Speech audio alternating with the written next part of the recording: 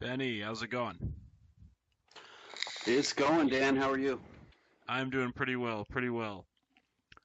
So, guys, whoever's listening right now, I'm Dan. He's Ben.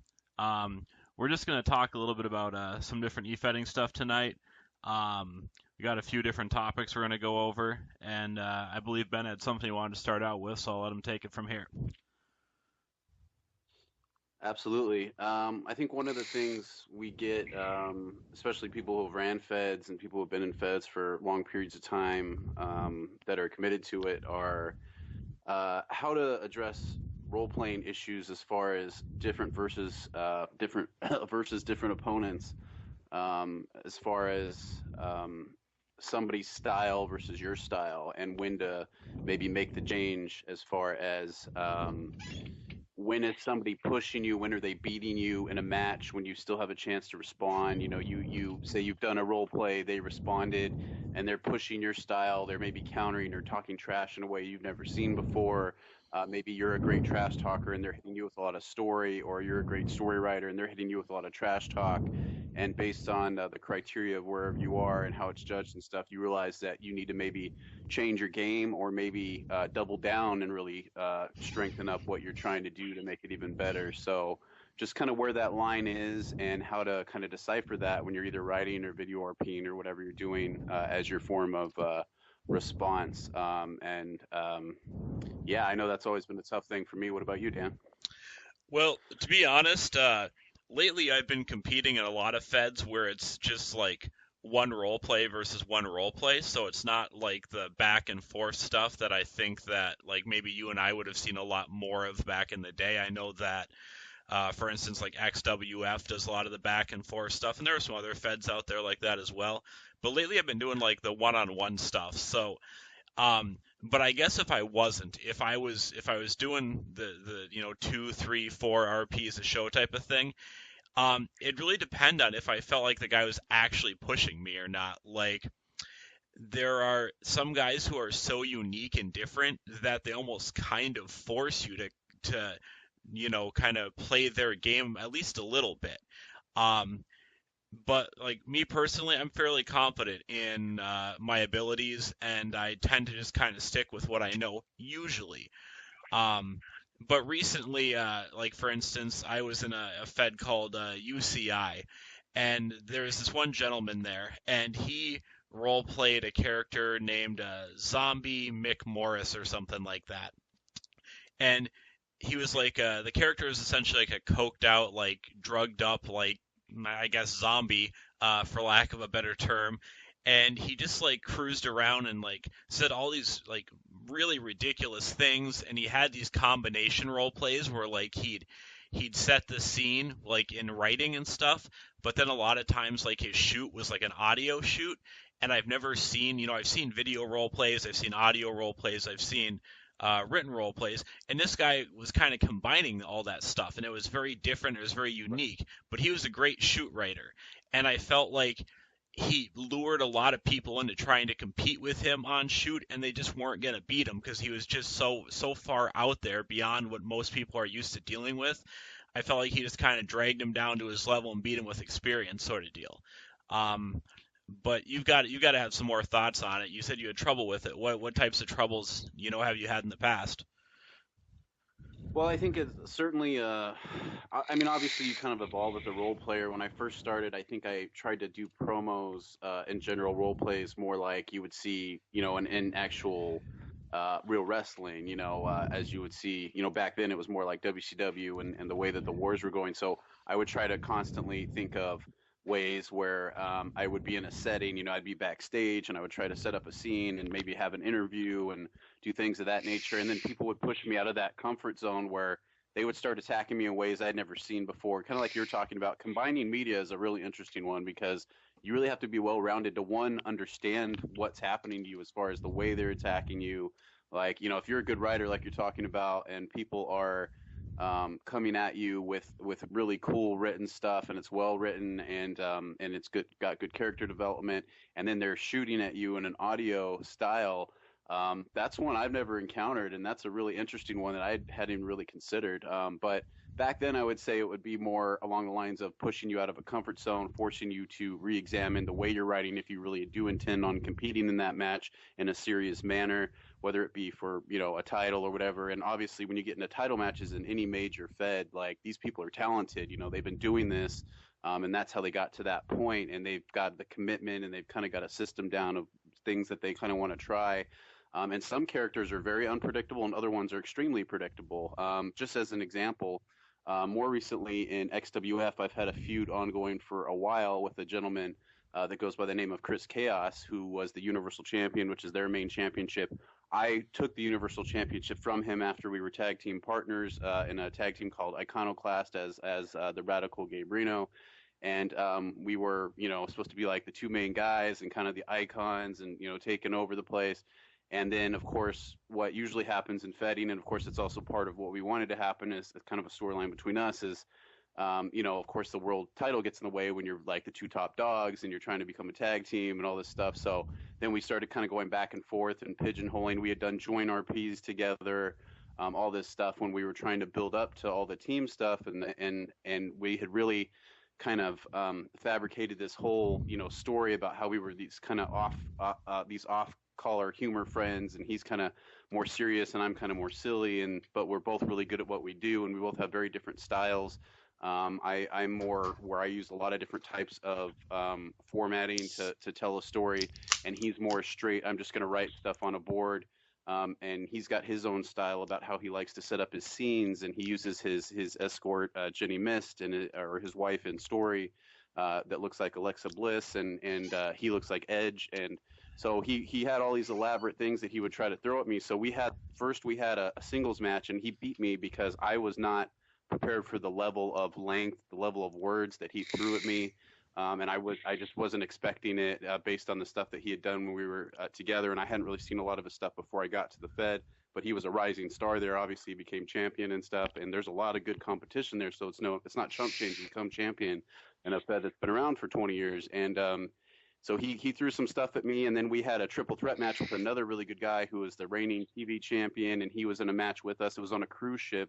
We were in the main event, and I was able to beat both of them, and then via that, I got a title shot, and then him and I went to another big match, and it was me and him for the title because I had beat him in that triple threat and earned a shot, and I'd won some other matches along the way against a guy named Trax to get the contendership, and Trax is a really good guy who hasn't been around lately, but he's really good too. And Trax is more of kind of the homeboy vibe as far as like the way he writes and the way that he kind of presents himself.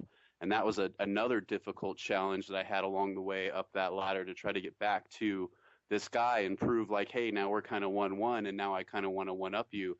And I was able to because I finally figured out that what I needed to do to beat this guy, Chris Chaos, was I needed to stagger him early.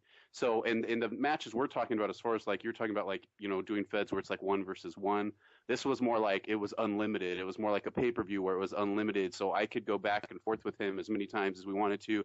The RPs could be as long as we wanted them to be to tell the narrative we were trying to tell. And so what I did is I hit him early. I did like 2 long RPs, and then they have anti-flood rules, so I had to wait for him to respond. When he did, I hit him with 2 more. And so what I did is I really staggered him early in the first week, and it was a 2-week show, right? So in the first week, I'm up I think I was up 5-1 on him. And so he starts coming back toward the end of that weekend up into the second week. And then, of course, the show's the following week after that. So he starts coming after me hard, and my theory was I'm just gonna hit him and keep hitting him and keep hitting him and keep hitting him in different ways. So I started attacking all kinds of different stuff about his character and how he flings his hair and just everything about him. I started calling him the Angry Panda because I said that I had done some research and had a private eye look into him and found out that he masquerades as a panda in costume in Japan when he's not wrestling in XWF, and that's what he does with his downtime, and nobody had ever really discovered it, but I finally checked his voicemails and I figured it out through our partnership, and I got some inside information and and all this stuff, and I started really kind of saying that he's kind of this bitch that's just in a costume that doesn't really have any substantive stuff to say, and he's really just looking for bamboo and doesn't really know what direction he wants to walk in and all that kind of stuff. And then I ended up winning the title from him, and then we actually just had a follow-up match last week that I ripped him all over the place again, and he ended up winning the match. But it was another really good back and forth after months and months after that first title, after that last title match. So it was just kind of this up and down. That's kind of like a feud going back and forth, but he pushed me in ways where I wanted to do certain things, and it made me reevaluate what I wanted to do and how I could react, you know? I mean, like, there's a lot to that, right? And the hard part is on like a podcast like this, you brought up like four different points, and I'm like there's several different things you said. I'm just like, man, all those would be great discussion topics, but I gotta try to stay on topic here. So, by comparison, like how many words would you say that, in one of your guys' matches each guy was putting out? I mean, are we talking 20, 30,000 words a person here? I mean, overall, we were talking several different role plays, so I think the overall and the match that was the most, I think it ended up being 9 role plays by me, and all of mine were probably around the, I would say, 1,800 to 3,500 word area each, and his were more like, I would say he did, I think he did 4 or 5, and all of his were a little bit longer. So his were closer to the 3 to 4,000 each, and he was trying to counter. Probably he was trying to counter 2 or 3 of mine at a time in one of his, just to try to make up the difference a little bit, realizing he was kind of running out of time. So overall, the word count, I think I won just because I had more production. I had 3 or 4 more RPs than he did, just overall. But it wasn't, the words weren't a huge difference. I wouldn't say in amount. Okay, but you'd guesstimate probably what, like, at least 20,000 words per handler in that case. Uh, Gosh, I don't know off the top of my head, but I mean, probably somewhere in that realm, maybe a little bit less. I'm trying to think of what that would add up to off the top of my head, but yeah, I mean, it was definitely a good amount back and forth. Sure. I mean, that's crazy, kind of just going off topic a little bit here. I I have feds, that I've been in recently where, it's a 1 RP limit, either, a weekly or bi-weekly show.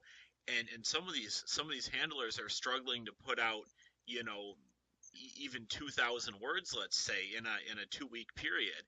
And you guys were you in a weekly or a bi-weekly at that point? It was bi-weekly. I think it was a pay-per-view, so they tend to do 2 weeks for pay-per-view. So in that same period, you guys were going back and forth and put out, almost, it sounds like, almost 20,000 words a person, if not a bit over that. I mean, why do you think that kind of disparity exists? I think that ultimately I kind of like the format just because it gives you a chance to really, the match kind of evolves as you go. So, at first, like the first week, like I said, I was busting him hard with just kind of quantity. I mean, I was definitely trying to tell a substantive story, so I wasn't trying to just flood him with words just to flood him with words, because obviously you can still lose even if you beat somebody in words. So I know that that's not going to win. But I was trying to really hit him in ways that he wasn't expecting, because each one had a much different theme. So of the first week, I posted 4 or 5, and they all had much different themes, but they were all attacks on him in different story ways, where I would talk shit about him within a story, basically, and reveal something about him in kind of a backhanded way, where I didn't say, oh well, Chris Chaos is this, but I would say, and I would basically describe exactly how he looked like and everything about this bitch that was in this particular scenario. And it would basically, of course, because he's my opponent, everybody pieces together that I'm talking about him, but not in a way where I would need his permission to use his character, kind of thing. Yeah. And so what happened is by the second week, by that weekend, he kind of went, oh shit, and he started really, coming back. And by the second week, he was really starting. Like, if it had just been the second week, he may have won the match. But I had built such a lead on him in the first week that he really didn't have a chance to catch all the way back up. And he even made a comment to me afterwards. He's like, how do you find the time to do all this shit? And I was like, dude, I really wanted to win the match. Like, I made time, I wanted that match. I stayed up at night. I did what I had to do, and you pushed me out of my comfort zone. And it was an opponent I faced a few times. So I had to come up with new and creative ways, because everybody that had already been in that Fed had already seen those matches, and the judges were probably sick of reading the same stuff. So we really had to get creative about how we went back and forth, for that match and the second week of that match, when we both started, coming down toward the finish line. So sure. So like we said, the word count here is pretty obscene in comparison to, like I said, a lot of the feds that are out there. Like, why do you think that is? You, as a guy who I'm assuming, from what you've told me, you work full time, and you found a way in 2 weeks to put out 9 role plays that totaled like 20,000 words. Why are there people who are barely in 2 weeks, and they maybe work part-time, don't even work at all? Why are they struggling to put out 2,000 words? Do you think it's a Yeah. procrastination? Do you think it's a difference in the quality of the writer? Like why do you think that disparity exists? Oh well, yeah, it's all those things. I mean, it depends. I mean, you see people that have real life things happen where they book themselves in a match and then they can't do it. But if somebody's consistently, having trouble putting out role plays, it could be that they're stretched too thin between feds. It could be that they're stretched too thin in their life. I mean, when I'm writing in general is a priority for me. So I write all the time. When I'm on my lunch at work, I write on my color note and then I sync it to my computer. When I get home, it's on my computer and I will just throw some ideas together at work that are quick that I can just do in 15 minutes and sync it. And then when I get home, I have an idea for a format and I kind of have a pre-format that I use. And then I just take that and I keep recycling it for theme after theme after theme so that I can continue to kind of put stuff out if I need to quickly, or if I want to take more time and do something longer. Like more recently as well, I had another match that was completely different than that, where I decided to do one really long one, and that one was more like 5,000 words.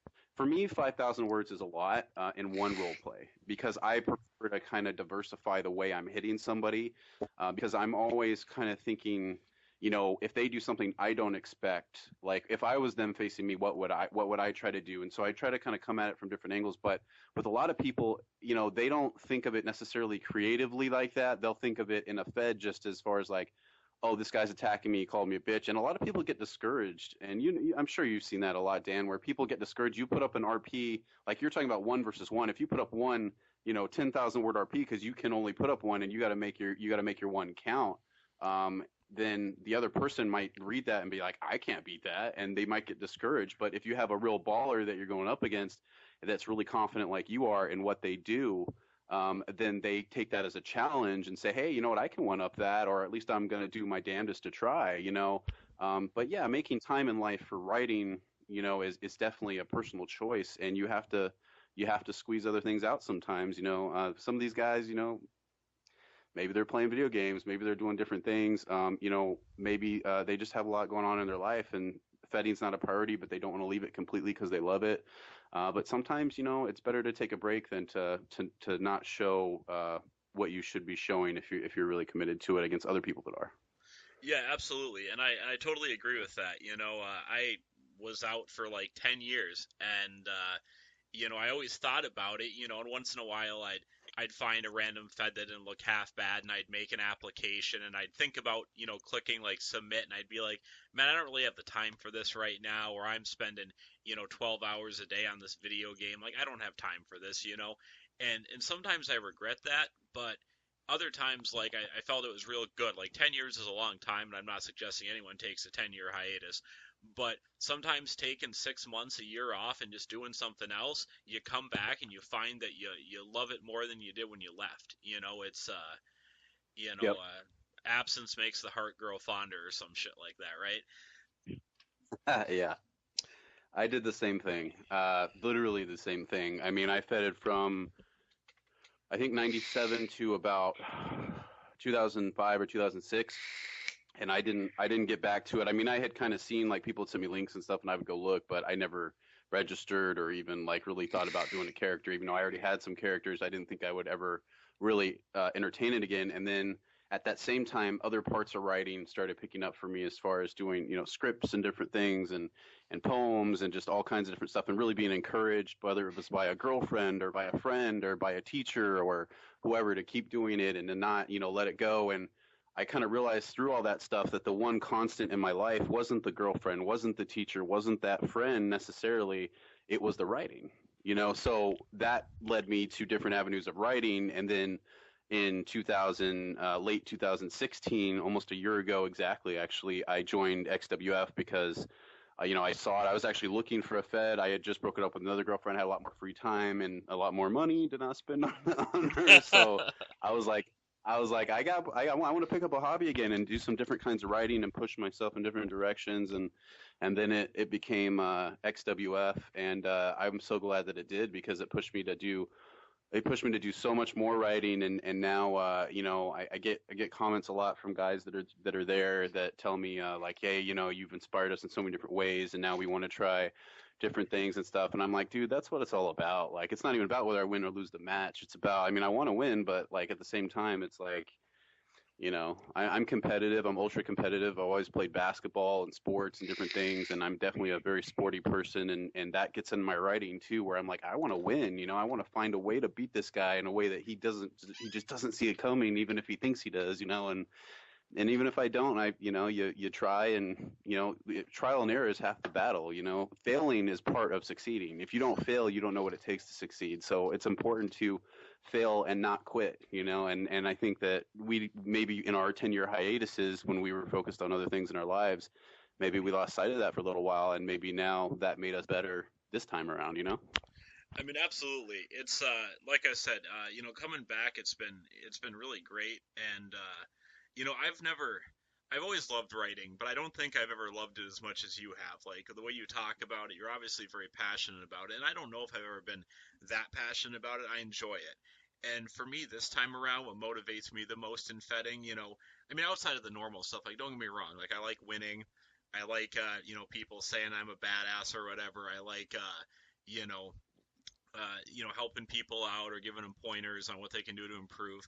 But what I'm really hoping is that if I do this for a couple years and my vocabulary kind of comes back to me and I get my writing back up to snuff, so to speak, then maybe I can transition into writing something, I guess more socially acceptable, as strange as that sounds, and maybe Yeah. do something more with it. And that's kind of part of my goal, and that's kind of what motivates me when I'm sitting there and I'm like, I really don't care about this guy I'm facing this week. Like I'm just gonna I'm just gonna bust him up real good. Like what's the point? And I'm like, well, it's not necessarily just about beating this guy. It's about improving myself.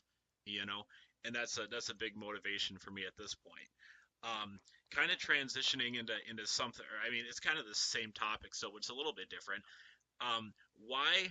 And I guess this is kind of sort of a plug for WWW, but not necessarily. Why did you decide to go with, kind of the XWF style of back and forth role plays versus what at least a lot of the feds that I'm aware of are doing, which is this one or two role play per card limits? What kind of motivated you to do that? Um, yeah, and I think that a lot of that comes from, uh, well, what motivated me to do it is that if you think about the storytelling in the greatest matches you've ever watched, right? So, like, for me, yes, writing is a very passionate thing that I talk about, but people do this for a lot of different reasons. Some of them just love wrestling, have no idea what to say, no idea how to create a character, and they just want to post something up because it's fun and it's almost like they're involved in it. And sometimes it's that simple for them. And when we look at it, sometimes we go, well, if you just did this or that, and sometimes that commitment's not there for them, and it's just that fun. But I think that when you think about the greatest matches you've ever watched. Like you think about like the Undertaker, for instance, his matches tell a story all the way through, right? And when we write results, we can do that. But really, I want that story to take place primarily between the characters leading up to that, because that's really what the battle is more so in e-fetting than the actual results. I mean, the results do tell that story in a different way, but they have more control over the actual role plays as far as like, the Undertaker blocks a punch and he hits back, in writing or in videos or whatever RPs you do, you should be able to counter, in my opinion. I think that you should be able to say, hey, this guy tore you up. What are you going to do about it? Or are you going to do nothing? And if that's what you're going to do, that's what you're going to do, and you don't have to respond, but, you should, and you should not let somebody punch you in the mouth. And even if they're going to win this match, that doesn't mean it's over. Fetting doesn't end just because you lost that one match. And even with that one guy, like I was talking about that feud with Chaos, and I've had feuds with a lot of people over the years where you thought, oh man, I put so much in that match and I lost it. And I'm like, you know what? I'm going to get this guy. It's not going out like that. I'm not going out like that. So I think the back and forth, the storytelling that you see in a real match between two real competitors where, one guy's down and then the other one gets up and then you think the other guy's going to lose and this and that happens, that to me is the beauty of it. Because when you have two people that are really committed and talented and really work on it and really surprise you sometimes, it's like, wow, it's such an amazing thing, when you see those kinds of matches. And even in the 1-versus-1 feds like you're talking about, I'm sure that just you read some of the 1-versus-1s and you go, wow, like, so I mean, even that in a way is still a counter. It's just not as much of a back and forth, but I think the back and forth is something that gives you an opportunity to grow within a match, as well as overall. So that's why I picked that format. Absolutely, and I agree with that. As a guy who's got a fair amount of free time, I'd actually probably prefer a format where I got to go back and forth with my opponent. That just doesn't, unfortunately, the guys that I know, it just doesn't really happen with. And I sometimes I wish that it did, because I feel like sometimes I'll write 10,000, 15,000 words, and I'm just like, I have no idea what this other guy is gonna put out. And I'm definitely, I guess, what you'd call a deadline buster in these feds. I always post my role play like 5 minutes before a deadline. It's pretty atrocious. But I try, and it's a totally different thing, right? So like in like the WWW style, the back and forth that we were talking about, when you call me a cocksucker, I get to come back and call you a motherfucker right after that. But in these 1v1s, like, even if my opponent posts before me, because obviously somebody has to post first, I try never to like reference directly what they did in this current week's role play. Like, I'll go back and I'll look at their old role plays and I'll look at past results to see, stuff about their character, to find things to pick out about them. But I feel almost dirty about talking about anything they said in their current promo, because they didn't really have the chance to do that with me. It's kind of shitty. And it works great if you have people that kind of, go by that honor system, but we all know there's not a whole lot of honor amongst some fedders out there. So, maybe that back and forth style is kind of, I know it was the way things were done back in the day when we kind of both first started, but, nowadays it just seems to be this 1v1 in a lot of these feds, and it's a very different style. And it doesn't really lend itself to kind of the you building up a big match at a pay-per-view in WWE or wherever, and Lesnar will come out and Paul Heyman will mouthpiece for 10 minutes and rip somebody a new asshole, and then he comes out later in the show and rips Brock a new asshole, and and they get a little scuffle, and then the next week they're talking shit again, and that's kind of the cool build. And with the back and forth style of WWW, that's kind of what you get within a match, even, not over right, and that's sweet, And that's why we call it war. All the RP boards for each individual event at WWW are called war, and that's because it's a war. And if you think about the wars that have ever, and obviously, like, please, anybody that's listening, don't take this lightly, right? Like the thing that happened in Vegas, in real wars, World War II, Vietnam, all that stuff.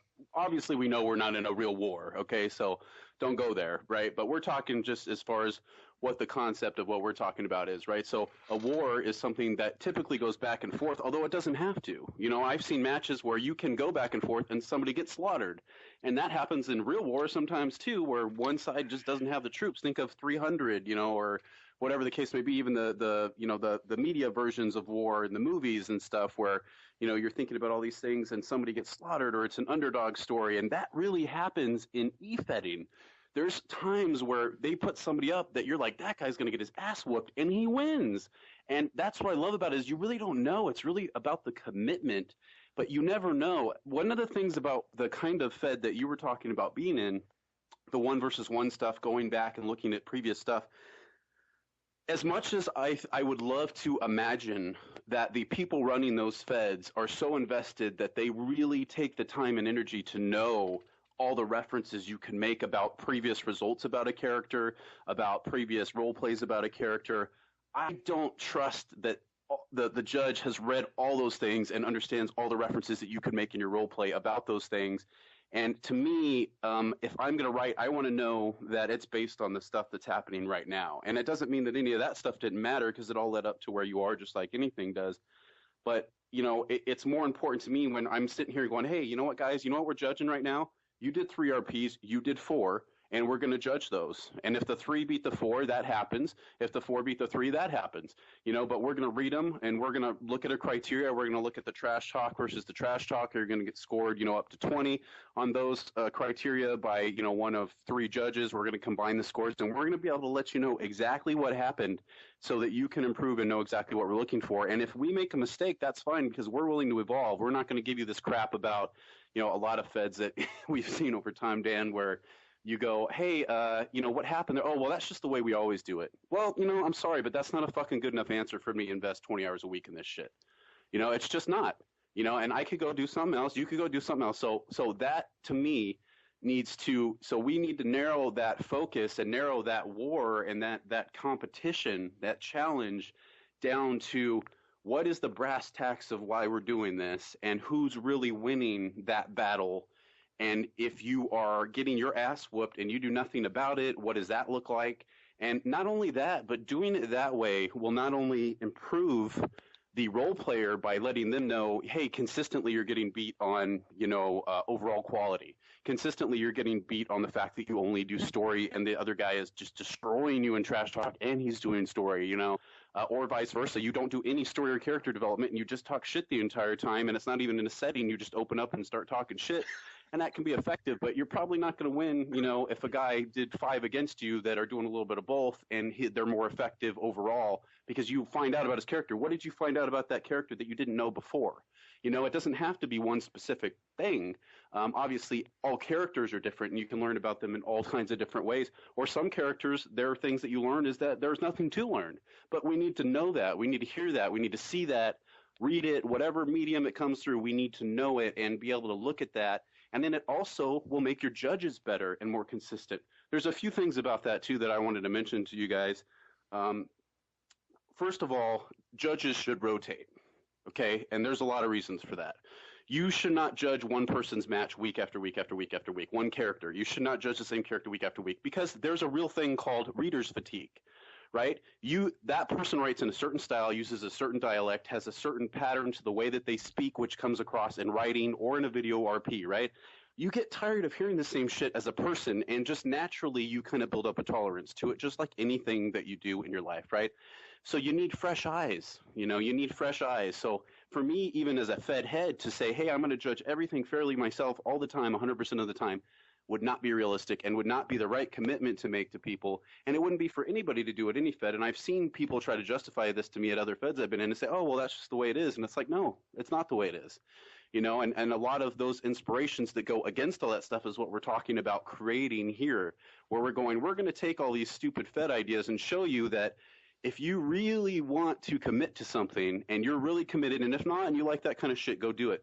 But if not, then we're going to find a way to improve the judges and the writers at the same time using a criteria that makes the judge realize what quality looks like through judging time again and judging different types of matches with different types of role players with that criteria and going, this is what this looks like when it's quality.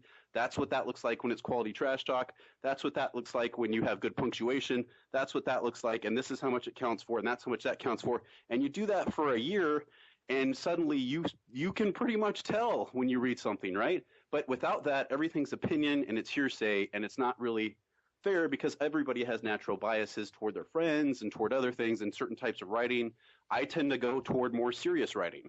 Comical writing can be very good and can beat serious writing, but I tend to like darker writing better just because I like dark writing, and that's a biased. And it doesn't mean that every dark person's going to win a match, but because of that, I need a criteria to make sure that I stay fair when I look at things, right? So all those things go into the fact that there's a back and forth, that we have a criteria that can also help improve somebody on this side and improve somebody on this side, and that it's not just about one of those things, it's about all those things working together in unison to become what ultimately will decide who wins the war. I mean, absolutely. That all like makes a ton of sense, but people don't actively think about these things, and that's kind of the problem. A lot of what I've seen since I've been back is people don't put that much thought into it. It's just, oh, well, he's the head guy, he makes the decisions, that's the end of it. And a lot of places don't even have criteria. To be fair, when I ran my Fed when I first came back, I didn't have any criteria. In hindsight, should I have had criteria? I mean, I think I should have. Whether or not it would have changed the end result of most of the matches, maybe not. But I could have at least justifiably explained to somebody why it is they won or lost, and they would have known what to improve on. I suppose just saying, oh well, Billy beat Steve. Well, that doesn't really tell Steve what he did wrong. It doesn't really tell Billy what he did right. It doesn't tell either of them what they can improve on, and that's no good. Right. And there's so many feds out there that are not using any criteria, or if they are, they're totally hidden from the role players, and all sorts of you talked a little bit about how 5 role plays can beat 8 role plays. 15,000 words can beat 20,000 words. 1,500 can beat 3,000. Like there's all these different things, and you know, a lot of feds just don't make it clear exactly what they're judging on. You just kind of, write what you're going to write and pray to God that the head likes it. You're not going to get hosed, and that's probably not a great way to attract new members to retain current ones. Yeah, yeah, and a lot of the stuff you're talking about too is like we're talking about all these things about how people didn't have criteria and stuff, and that's okay.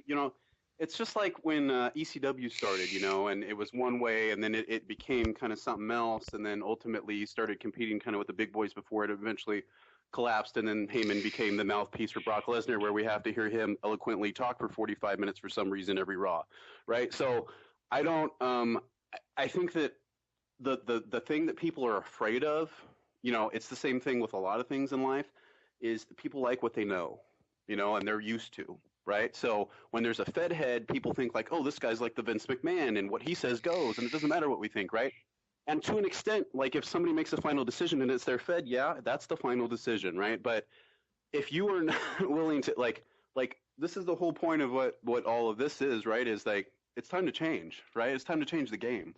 And people aren't changing enough on their own. So it's time to force some change. It's just like the same thing in life. Like we question our leaders here in the United States of America, right? So in the United States of e-fedding in America, I think we should do the same. And it doesn't mean that they're wrong. Like you're saying, just because you don't have a criteria, it doesn't mean that the match result is wrong, right? Like you could come up with the right match result 9 times out of 10. It's the 10th one, right? And here's why it's the 10th one and why this is so vitally important, right? So what causes feds to stop, right? We've seen, Dan, you know this, like you and I left for 10 years, right? Why did we leave, right? We saw a massive fuck go away, okay, when the real wars ended, and we all tried to keep it going for a few years, and everybody kept recycling the same fucking ideas, and WWE went off on their shit about being PG. We all kind of lost our desire to do it because the spirit of competition was gone. Right? And you can say, oh, well, TNA came along. Let's not pretend like TNA is really competition, right? Or was then, right? Like, I mean, it's cool and all, and I love the indies. There's some great indies out there. I love the Lucha Underground. I love what they're doing there. It's different, right? It's a different thing, and I love it because they're trying something like where they're trying to kind of integrate a different type of story and almost make it like an episodic thing. And even though Raw's an episode and SmackDown's an episode, you don't think of it that way when you're watching it. You think of it as a sporting event more so than a soap opera, or at least we used to. Now it may be kind of going the other way, and probably has been for years, right? And that's kind of, but the spirit of competition is what creates all those things. But here's the problem, and what I was getting to, okay? If you judge 9 out of 10 matches right with no criteria, right, that's great. And people generally know what to expect from you in that situation, right? That role play, they kind of understand, okay, I lost that match. This guy's a great shit talker. I probably need to improve that a little bit. They don't really know for sure, but they're pretty sure that they kind of have an idea. And if the people are at all willing to discuss it that run the Fed, they probably can give them some pointers about it or whatever the case may be. I've done that, in XWF, I'll ask Vince Lane, who runs the place, hey, what did I do? Or I'll ask, Jefferson Jackson, who's like his second in command, hey, what did I do? What can I do to try to make this better next time? And that's cool and all, but here's the problem. The 10th out of 10, right? The one that you're wrong on, right? So the one that you're wrong on does a lot of things, and this is why Fed's close, okay? The one that you're wrong on oftentimes is a very tough, high-profile match between 2 very talented writers, because those are the ones that are the toughest to decide, right? Getting those matches wrong is a huge problem for a lot of reasons. Okay, it causes dissension in the ranks all the way through your Fed, right? And people start making up stories. People talk shit. It's Gossip Girl in half of these Feds, right? So they're going back and forth. Oh, what happened there? What happened here? Oh, did you do this? No, no, no, no. And then you hear half truths, half truth, half truth. Eventually, that becomes what you think, and then it doesn't really make sense anymore, right? And so the way to eliminate problems like that in the bud that eventually cause dissension, cause people to get up and leave your Fed, go create their own Feds, you start getting all these branch offs, and you end up with a bunch of TNAs instead of WCW versus WWE, right? So we don't want TNA. We've had TNA. We know what TNA tastes like. TNA is cool. Don't get me wrong. And if you want to be in TNA, there's a lot of TNAs out there. That's cool. We want a war. We want real war. We're bringing war back. We're not happy with all these other things that are going on. And for those of us that agree in this sentiment and that have been for a long time, those of us who bailed from e-fetting like you and I did, we want that. And that's what was missing. We want that fulfillment back. And the only way to do that is to make sure that we eliminate those dissensions.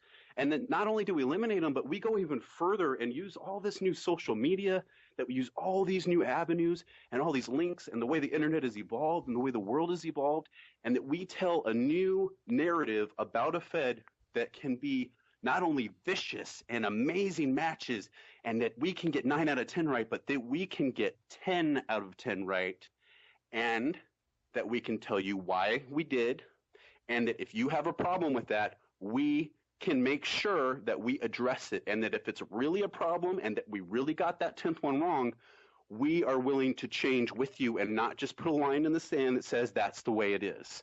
And if it is the way it is, we can do that as well. But now we're creating options for ourselves where we're saying, hey, you know what? We're at least going to, not only are we going to hear you out, but we're going to be able to adjust to what is actually going on and evolve to the world and the way it's changed. We're not just going to run the same cookie cutter bullshit, because that's what ends in TNA and ends in people splitting off and making Ring of Honor and, you know, whatever, New Japan, whatever you want to equate it to in real life, right? So those things are, you have to be able to evolve. And if you're not willing to do that and you're not willing to go back and forth with somebody, then go post one on the character development board. You can do that too. No problem. You want to go post one long RP and you don't want feedback and you don't want it to be, you know, a match where you have to compete with somebody else, whether it's a time restriction in your life or whether it's just that you don't like that kind of competition, or you don't want somebody to talk shit about your character. Cool. Go post on the character development board and we'll read your stuff and we'll give you feedback that way too. We're not just going to not look at it because it's not being judged in a match. So those things all come together to make it better. And if you're not willing to do that, it's just like we've all been through the other way. Let's try something different. Absolutely, and that again, you know, it makes a ton of sense to me. I think, you know, like you said, a lot of people are afraid of change. You know, a lot of people are used to just, oh, the Fedhead says this is the way it is, and well, that's the way it's going to be. But Woo! I, I think, uh, I think another big problem that comes up that you know, maybe people aren't so keen to address is the point breakdown systems like you're talking about for WWW, and there are some other feds that use, you know, similar systems as well, is that I think for some handlers, you know, the guys are maybe a little bit sensitive about their writing, or they're not used to direct criticism, because in our culture today it's just not very acceptable most of the time to directly criticize someone unless, you know, it's Donald Trump or someone like that. But I think people are, you know, nobody likes rejection, right? And I think some of these guys, you know, if they lose, let's say I lose a match and I don't really have any criteria to tell me why I lost, I can come up with any reason I want. Oh, well, I was tired this week and I didn't write very well, or I rushed my role play and I didn't write as much as I would have liked to, or oh man, Vince McMahon just wants to fuck me because he found out I was, you know, I slapped Stephanie on the ass last week. The point is that people can justify their loss in any way they want to, and they don't have to take any responsibility. When you give them Right. criteria and you're like, bro, you know, the other guy scored a 98 out of 100 and you scored like a 62, like you got to step your shit up.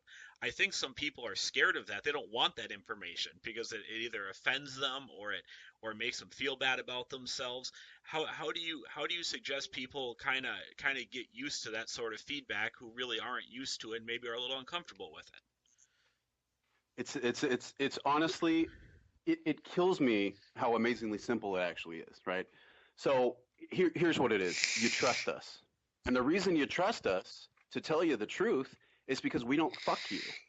We don't fuck you in the we don't fuck you in the 10th out of 10 match just because we want to go in a different direction. Well, we kind of had built this up and this guy was gone for a while and he came back and, well, fuck you. All these other people have been here and has been doing the fucking work, right? So that guy can come back and he can be a part of it. Okay, you got a big gun coming back. That's great. We all want that, right? We all want the Hogan to come to WCW, right? We all want them to come back. We all want, the people to come back. We want the AJ back in WWE or in WWE. We want all that stuff. We want to be able to build like that, right? So here's the thing about it, right? A criteria can be scary too because you can also disagree with how a criteria is laid out, right? So that's why it's important to have transparent people running things because that means that they are willing to listen to you and potentially change what the overall criteria is, but they do it up front. They don't say, oh, well, we decided, for this match that, we should probably change the whole criteria. No, no, no, no. No, the criteria would only change afterward, not before. You're not going to do things that are going to make people disinterested or that's going to devalue their time investment. If you do that, you are setting yourself up for bad things to happen. And if people don't want, so here's the other thing, and this is a great point that you made, Dan, and you made it in your other video that we saw the other day, and it's just one of these things where people, and you and I had a conversation too in private about it, where people are very prideful about their work, and they don't always want to hear criticism, right? So it's not criticism when you lose a score, right? We're not criticizing your work. We're saying, wow, you got 15 out of 20 for character development. That's pretty good. The other guy got 16, right? That's not a criticism on anybody. That's saying that guy did it just a tiny bit better than you did. So all you got to do is improve it. You go up to 17 the next time you face that guy. He stays at 16. You're going to be in the biz. Now, here's the thing, though. That guy also knows that he had 16.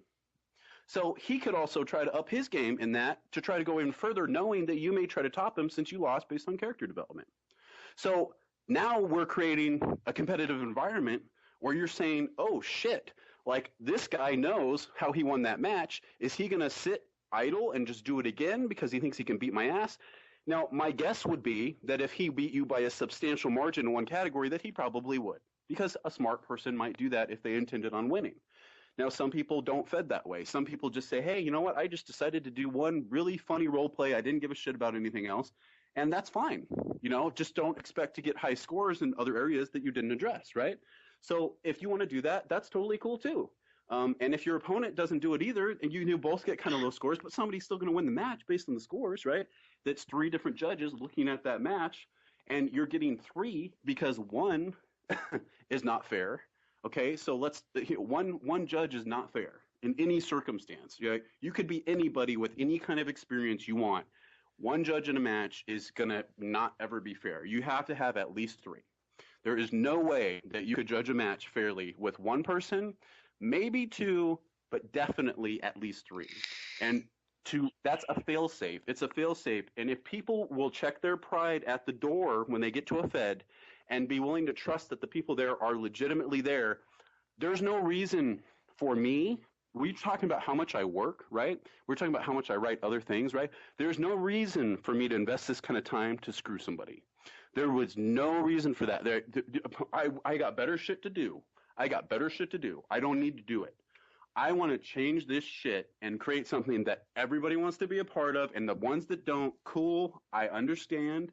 It's not for everybody, but I think it's for a lot of people that have a whet appetite for something that we remember and something that a lot of the newer generation hasn't experienced. And if they did, Dan, you and I both know that there's a lot of talented kids in this game, and that if they knew the passion and shit that we knew back then, now with that kind of talent, where do you think they would go?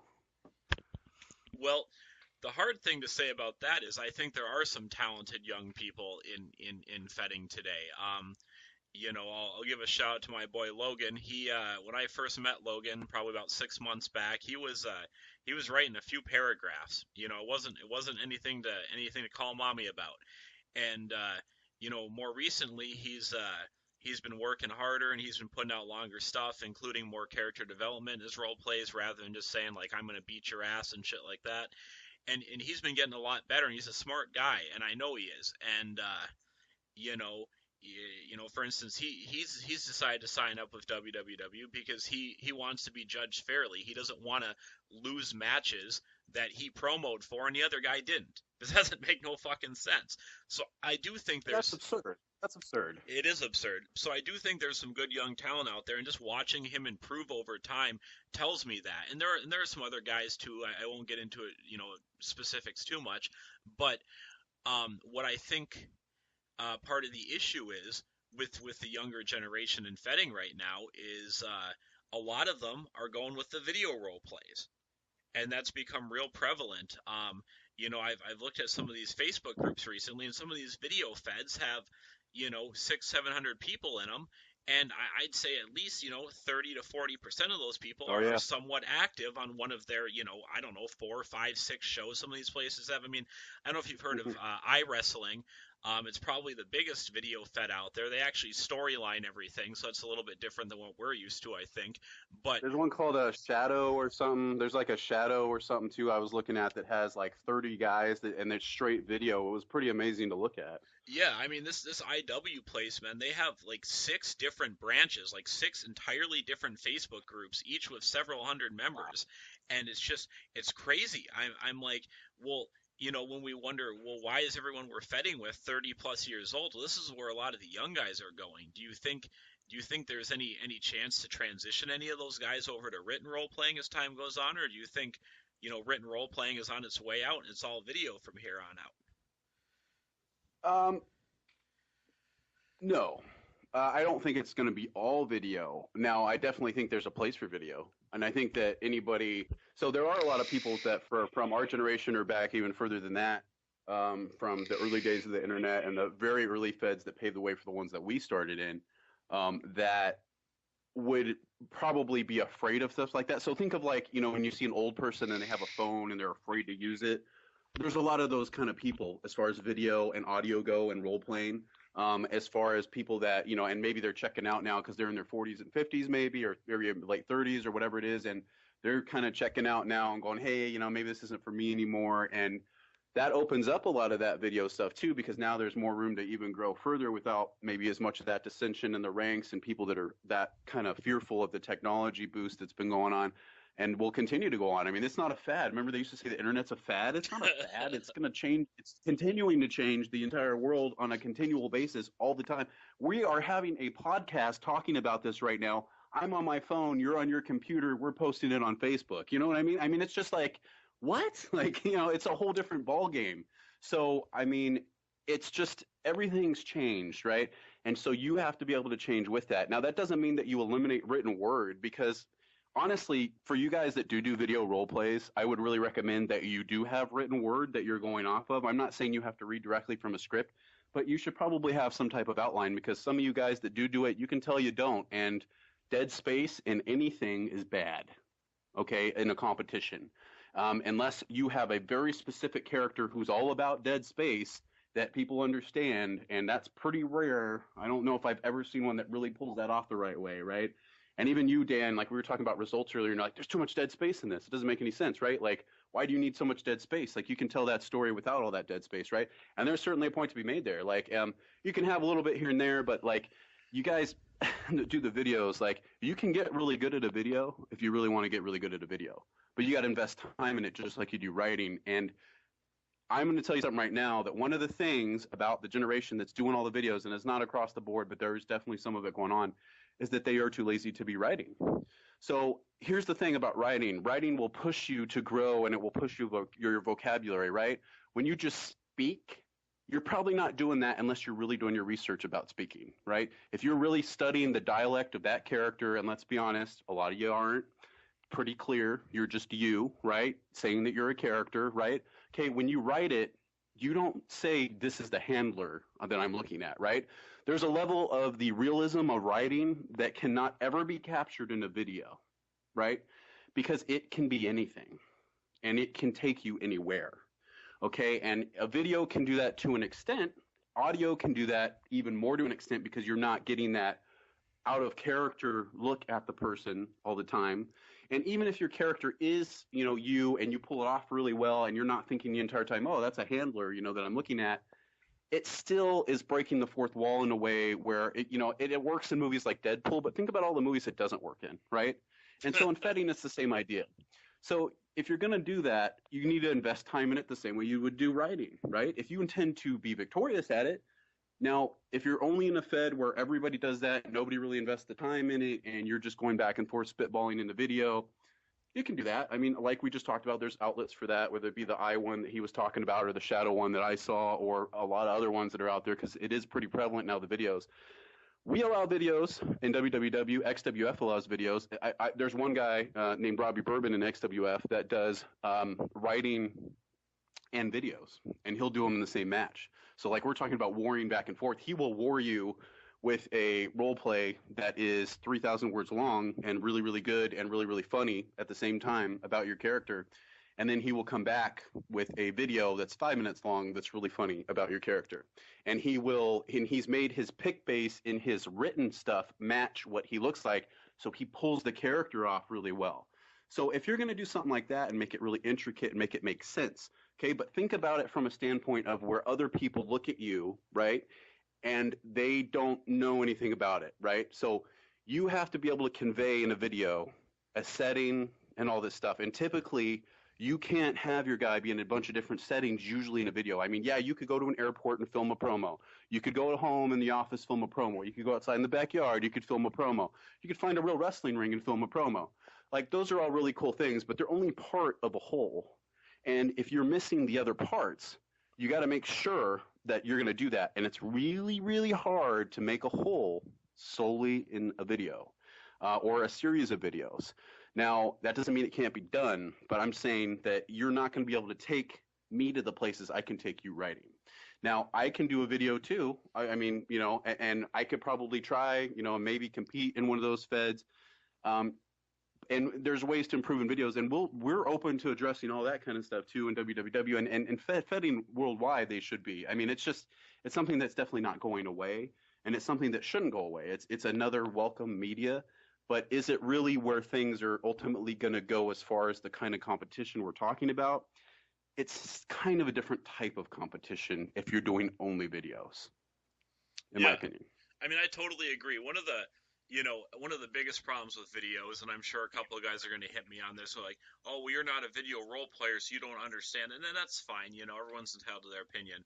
But there are these guys, and they put a mask on or something. They're like, I'm Nightmare. I'm 7 feet tall and 365. And this kid's the skinniest motherfucker you've ever seen. It looks like he's on meth. He's so skinny. And I'm just like, man, doesn't make any sense. And he's supposed to be a super dark and dramatic character, and he's filming a promo in his dad's office. And I'm just like, Jesus Christ Almighty, what the hell is going on here?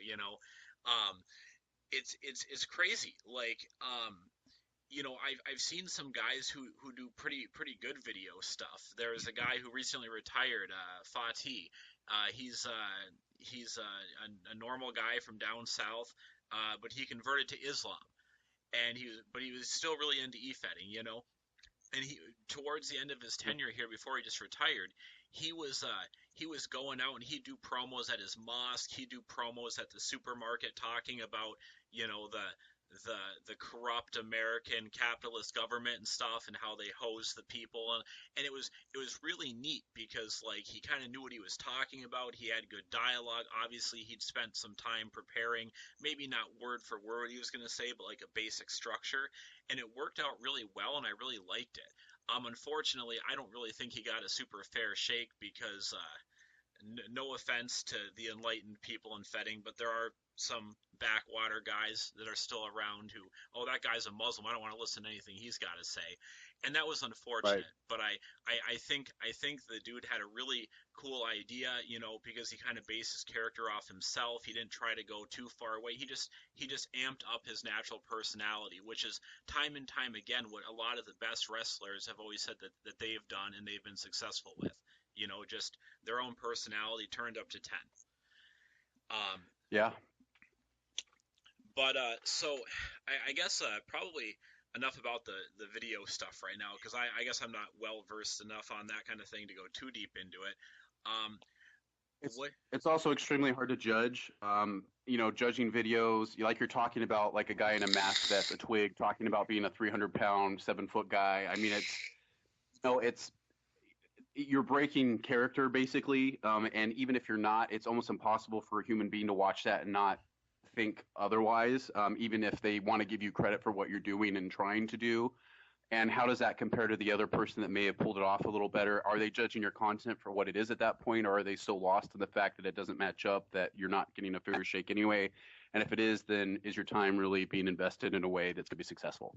no, I mean, that makes perfect sense to me. It's just I wish people, at least in the video format, would try to portray characters that they themselves could actually portray. You wouldn't see, I don't know, let's say Brad Pitt go into a movie and he's trying to be a 21-year-old girl. He can't portray that role on screen. It's just not possible.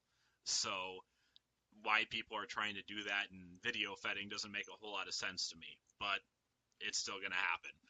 Probably pretty unfortunately for everyone who has to watch that. So did you have any different topics that you wanted to go into?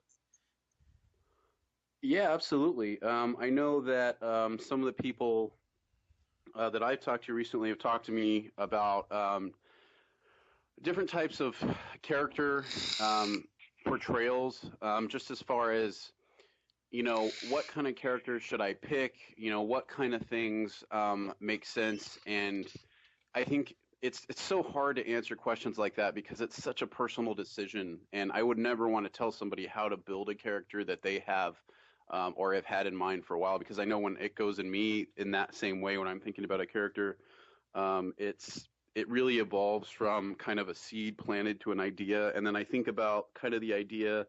I'll give it about a week or so, and I'll kind of fester. I'll write some things down, and then I'll honestly get on things like thesaurus.com and look at words that kind of support the theme that I'm trying to think of with the character and see if it makes sense. And sometimes it does, and sometimes it'll take me in a whole different direction based on what I find, or I'll look up some poetry or something about kind of that same theme and kind of try to get ideas about what I want to do. And the other thing, Dan, that I really wanted to touch on and get your opinion on is something that we've probably seen our fair share of, and that's plagiarism. And that can be done in any form of media. And I think that's definitely something that can have a lot of different opinions too. Okay, well, let's start real briefly on the character thing. We can move along to the plagiarism thing shortly thereafter. Um, so when guys come to me and they ask, what do I think about this character, or what kind of character should I try to play? Um, you're right. It is hard to suggest things to people because a character is a very personal thing. It's your own. It's almost like having a child to some extent. Like this is something that you've created, and now you have to kind of mold it. And so that can be very hard. Obviously, the better you know somebody, the more apt you are to be able to kind of point them in the right direction, at least maybe give them some ideas or pointers when they say that their character is named, you know, Fire Blast and their finisher is the Volcano Bomb or something. You can maybe tell them, hey, bro, that sounds I don't know, not good. It's just not very creative or original. Um, but I do think, to some extent, there are probably some archetypes of characters that are easier to play than others, and that's kind of what I wanted to touch on. Was if a guy comes to me, and this is maybe it's not his first EFED, but maybe he's still kind of green. He's probably writing 1-2,000 word promos. They're probably nothing to write home about, and the guy wants to play a super dark, like depraved, like you know, lunatic type of character, maybe that's not the best fit for someone whose writing skills are not, you know, super great at the moment. You know, dark characters are probably the one of the most overplayed archetypes in Fetting. And I also, as somebody who kind of plays a character who's dark sometimes, depending on the Fed I'm in and his portrayal, um, it's even hard for me to pull off, and I consider myself a fairly talented writer. So, for a character type that's overused, and probably requires a great amount of writing skill to depict appropriately, that's maybe something I'd steer a newer handler away from. What are your thoughts on that? Oh man, there's so many things with characters. First of all, I think I had a great discussion. I forget if it was with my buddy RJ or who's helped runs War and stuff. But here's the thing: the whole world has gotten a lot more diverse and blended, right? And that's a really good way. So things like racism have kind of blended more, and it's still out there a little bit, but it's not nearly the point it was, during the civil rights movement and any time in history before that, and things like that. But when you blend the entire world like that over and over, media definitely helps that. Obviously a lot of things blend together a little bit, right? So the same thing happens when you watch TV and you watch characters. So if you think about the best shows that you watch and stuff, typically now most of the characters tend to be kind of dark. They tend to be, and I almost gravitate toward that myself because I really enjoy that, and I think that as a person, that inspiration coming from sorrow is a thing that I can really relate to and I really write passionately about, right? But one of the things that gets lost in that is the defining roles. Okay, so in a typical Fed, like when we started, Dan, it would be more like a face, a heel, and then there was a thing called a tweener where you could kind of go back and forth like a Stone Cold Steve Austin, or a lovable heel. And now people, it's almost you almost don't even have roles anymore because. So I would say that one of the defining things when you're choosing to pick a character is a couple things. Number one, you can take characters from Fed to Fed. Don't get me wrong, right? But I would only take an established character from Fed to Fed. So if you've established a character in a Fed and been successful at it, or at least mediocrely successful, and you think a change of venue would do him some good, that can happen. And the reason that can happen, and if it's not happening, you should start with a new character, is because you do not want to drown. And what I mean by that is if you are in a Fed that has 15 guys that play a psychopath and you decide to play a psychopath, you're not going to be really looked at as unique, and they're not going to appreciate your work as much as if you go somewhere where that's kind of more of a unique character. And if so if you have an established psychopath that you did in that Fed because you were kind of building and getting more experience at doing it with those other people that do that, and then you take them to a Fed where that's more unique, odds are you'll probably be more successful depending on, a lot of things as far as like the talent of the writers at the new place and how much you really have improved and things like that. And or maybe you were just really good to start or whatever the case may be, right? So knowing your surroundings is a big thing because you can drown in the wrong Fed with the wrong character. Totally 100%. And it's not something that happens intentionally. Even in Feds as a head or a judge, you don't do it intentionally. But you don't want too many people that are and so you think of like stables, that's cool. Like you think of like Sanity, that's out like right now, or, you think of like Evolution where they're a bunch of egomaniac, world champion type guys from different eras and, and stuff like that. And, I tried to do that with Iconoclast and XWF with this guy Chaos. We were both champions and kind of played the, the Evolution role, but between two guys, and we kind of had an escort and stuff and whatever, but you don't want to, but there was nobody else like that around at the Fed in the time, right? Right after that, these two guys came back called the Kings that were basically almost playing similar roles, and they had been around from before we were there in that Fed. And then we kind of started feuding with each other because we realized that probably wasn't smart. And to us, we wanted to make it more interesting than that, right? So, but I knew that my surroundings had changed a little bit and that it probably wasn't a smart idea to continue down that path, even though Chris actually had asked me to. When I came back, he said, hey, let's do that again, and it'll be more successful this time. Now we can compete against these guys. And I said, yeah, but we're the same guys, right? Like we're all former world champions. We're all playing these egomaniacs, and we could war back and forth about it. I said, but, it's not as interesting to me when the teams are the same. If you think about all the great, feuds in wrestling with tag teams, you had so many different teams. You had the Steiner Brothers and the Rock and Roll Express and the Hart Foundation, and you had all these crazy things, Midnight Express. You had all these crazy teams, and so many more than that, by the way. And then you go into the TLC era where you have the Edge and Christian, that are the funny guys. Then you have the Hardys that are just kind of the emo jump off shit guys. You have the Dudleys that are kind of more the homebody Southern, but we're just going to put you through a table shit. That diversity is really important.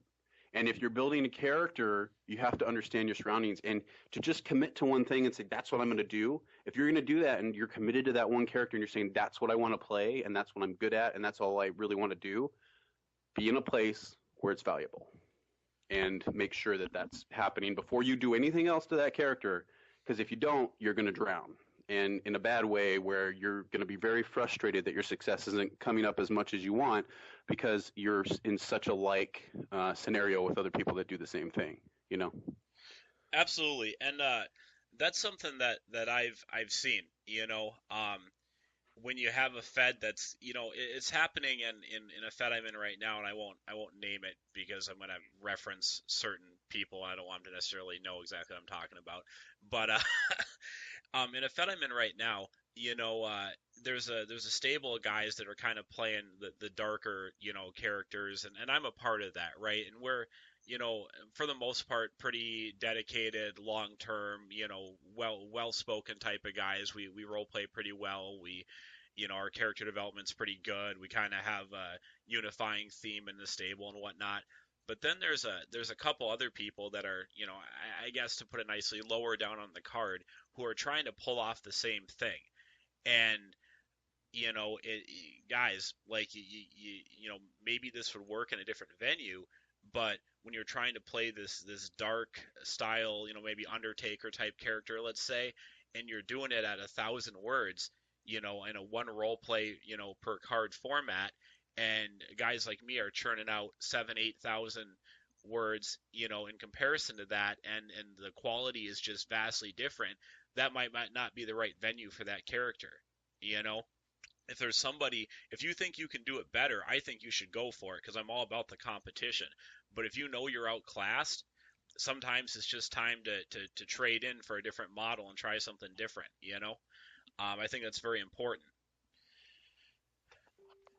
Yeah. The other thing that I've done, because I only play one character right now, and I might work on a second one. I've been thinking about it, but I only play one character. But I do understand that different feds kind of are looking for different things, and some feds I can go and I can write full on explicit sex scenes in, and other feds don't really appreciate that so much.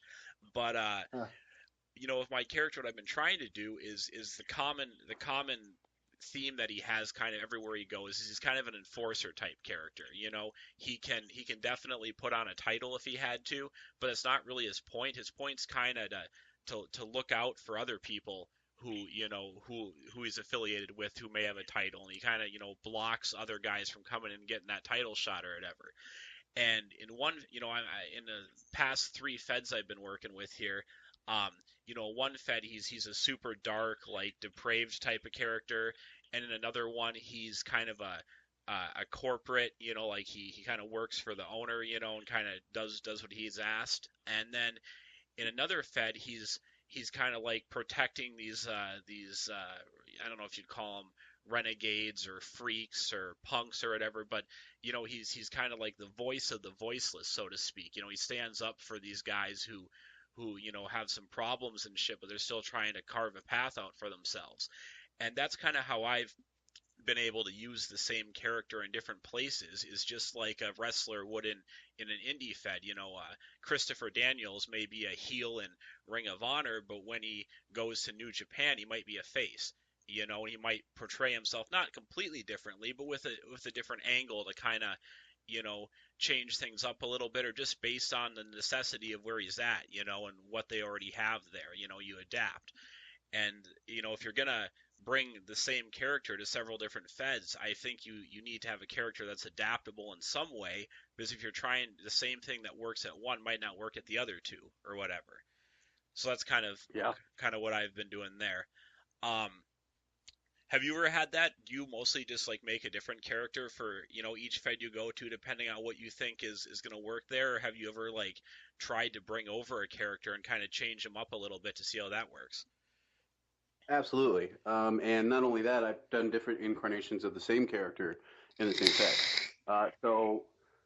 When I brought Reno in, like October 2016 to XWF, I had him kind of be the prima donna, the really kind of annoying prima donna. You think more like a Mr. Perfect or a Dolph Ziggler. You know, where he's passionate, but he's a little silly. Maybe not as much perfect because he's a little more serious, but you know, at certain points he was more silly. But you know, he's kind of more that the silly guy. But he also is serious about his winning. You know, because he doesn't think that he's a joke, but he says a lot of things that are funny to other people looking at him, right? So it's not intentional, but he is funny, right? So I did that at first, and then that actually led me. My first match there, I won their second title down from the main one, which is Extreme. I beat 19 other guys in the Battle Royal in the first match I did, and so that worked really well. And I did a bunch of promos. I did one promo where I was in the Old West, and I made metaphors about all these other people that were in the match and different characters that were in the Western.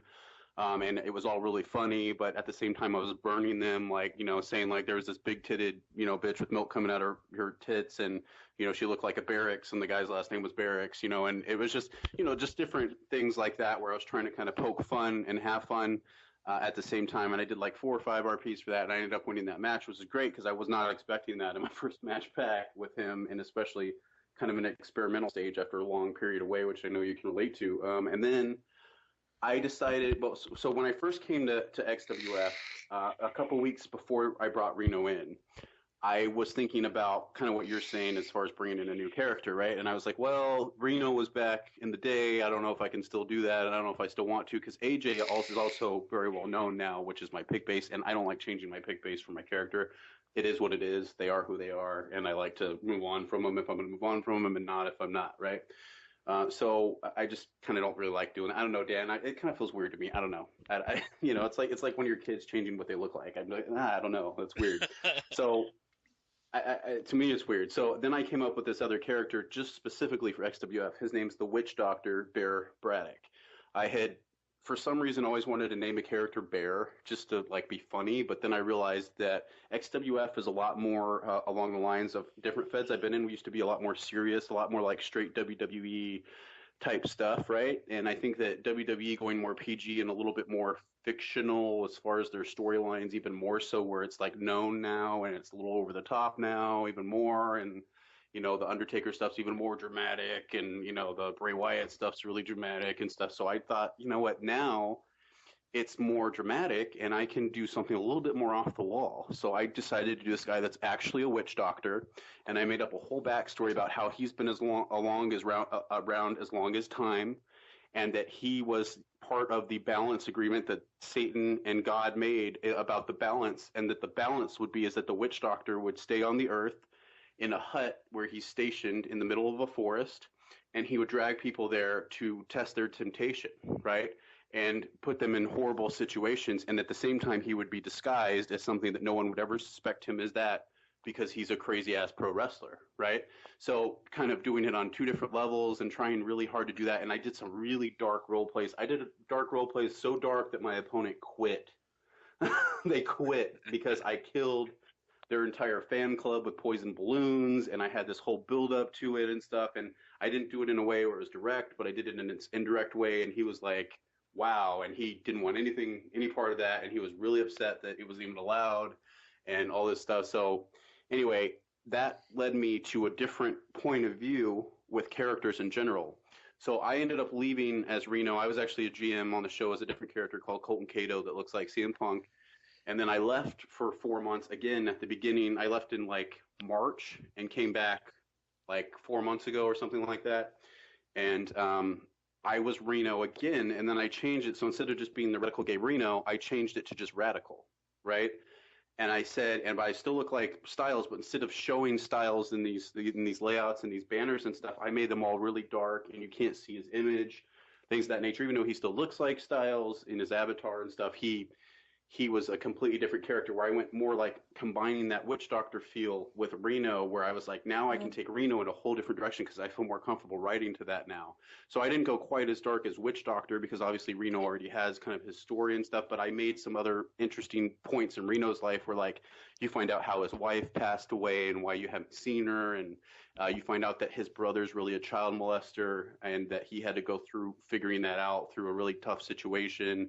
And then it changed him to be more of a dark character and more of an attacking character. Instead of being kind of story jovial, now he's pissed off. And I even went as far as to say that you basically find out through the course of all these different things that happen in an RP called Funhouse that actually takes place in a real funhouse, that he is actually the incarnation of the devil and he never knew it, and all these feelings that he never understood that are coming up now, and all these things around him that were happening actually contributed to basically being signs that inherent evil is prone to him naturally without his knowledge.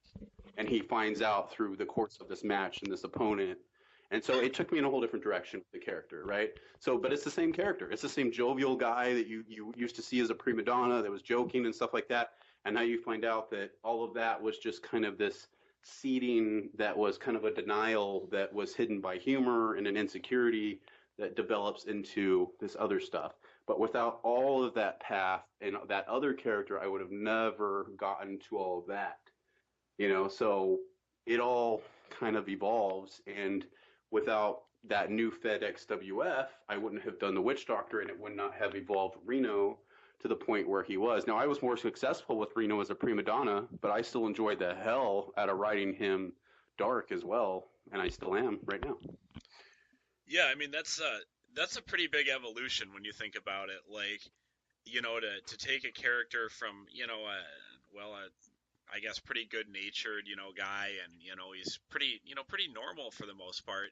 Maybe has some quirky traits or whatever, and you pretty much turn him into this character that's all of a sudden you kind of learn what this guy's gone through, and it's kind of broken him.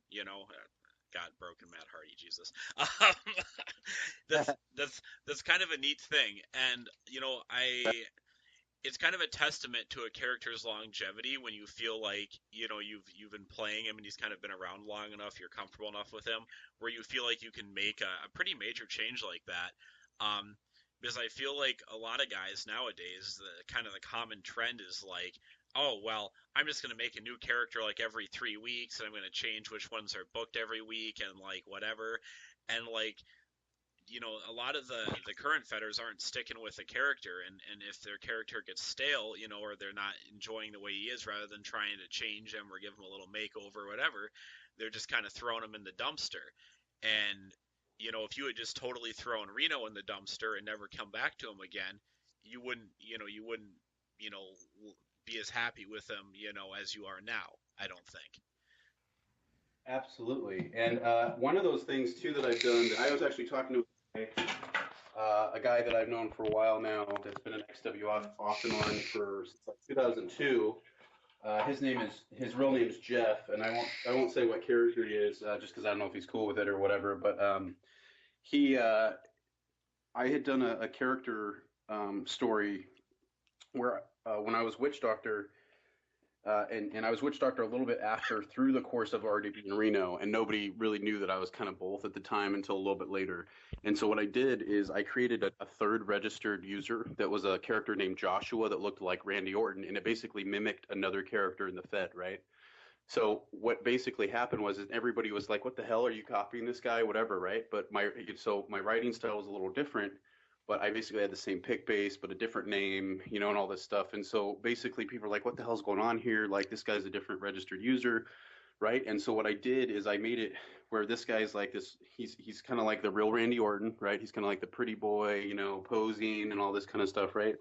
And then slowly he starts to have these like episodes where like you're not sure what's going on, and he gets confused during matches, and like and then in the role plays, like he starts like kind of going on this tangent, and then he'll start having this realization and seeing things and different things and stuff like that, right? So I did it for the purpose of developing myself as a writer, right? So what I ended up doing was having him slowly get possessed, and then at the end of the peak of the story and at the end of a match, like I willingly took a loss so that I could reveal that it was really that the Witch Doctor had possessed this character. And you find out that all of my role plays that were the Witch Doctor that led up to that, you find out about Bear's like past, Bear Braddock, like when he was a little boy, he killed his stepdad like in a hole, like they were outside digging a hole in the middle of a storm, and he like hit him with the side of one of these, like a big cylinder from like World War II or something that was in the garage. And this was like, 30, 40 years ago or whatever.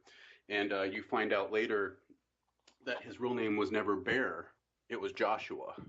And that's the character's name. And he wasn't really a real character. it was really Bear Braddock in disguise, in kind of in denial about who he was as this, so it's another thing. But these were separate registered usernames and separate characters that nobody knew about. And I did that on purpose to push myself to connect those dots in a way that people would understand, not just me. Right. And that guy, Jeff, that I was talking about hit me up recently, and he's like, I really wanted to try something like that with these two other characters that I have, and say that this guy was really this guy the whole time. And, what do you think about it and stuff? And I told him, I said, you can pull it off. I said, just make sure it's clear to everybody, not just to you, because that's the hardest part of stuff like that. Intricacy requires a lot of clarity to the point of redundant stupidity. And you have to do it in a creative way where it's not like redundant stupidity, but it has to be repeated in different ways enough to where people that miss it the first and second time get it the third time.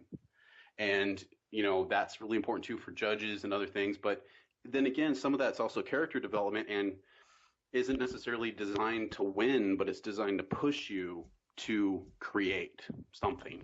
And that could mean a lot of different things wherever you decide to take it. Absolutely. And I think, God, it's such like it's real hard for me because I feel like, a lot of the, God, I feel bad when I just talk like this, but a lot of the more creative handlers out there, I really think would like to do more intricate character development work like that. But the trend that at least I've seen in the circle that I've been involved with is this deal where people pretty much, like, when results come up, they pretty much read their match and things related to their character and maybe the main event, and that's about it. And it's the same thing with role plays. I remember back in the day, people would all post their role plays, and they'd get together in the AIM chat room. Oh man, we're old. And you talk about people's role plays. Not like be harsh and critical, but just like chat about it. Like, oh hey, I saw Billy posted today, and like, oh yeah, what did you guys think of that? And like everyone was kind of reading each other's stuff, and there's like mutual respect, and people were like not only interested in what was going on with their character, but what was going on in the Fed in general. And today, at least, like I said, at least with the people I've dealt with, I feel like that's a lot less prevalent. I feel like it's a lot more, well, what did my character do? Oh, what happened to my character? Oh, did my character win? Like, there's not that same level of respect. There's not, people don't go out of their way to read other people's role plays, to read other people's character development stuff, to even read portions of the results that aren't directly related to their character. And I think that's a really big negative. I just don't understand why. When you watch WWE, you watch Monday Night Raw, Braun Strowman's your favorite guy. That's super cool. You get really excited about his match. You obviously want to watch it, but you still watch the other matches, don't you? Like maybe a really boring or shitty one, you go grab a drink or something or go hit the shitter, but like you still watch the whole show. And it's a shame that people don't give a Fed that same respect. So and you're completely right. And there's a lot of people that read their result, and some of them don't even read their match. They just scroll down to the part that says winner, right? So, I mean, and hey, if you don't want to read it, I'm actually one of these kind of writers that I'm not a super great reader. Like, I don't sit down and read a lot of books because I'm spending my time writing shit. So I don't have time to sit here and read a full book page, but results.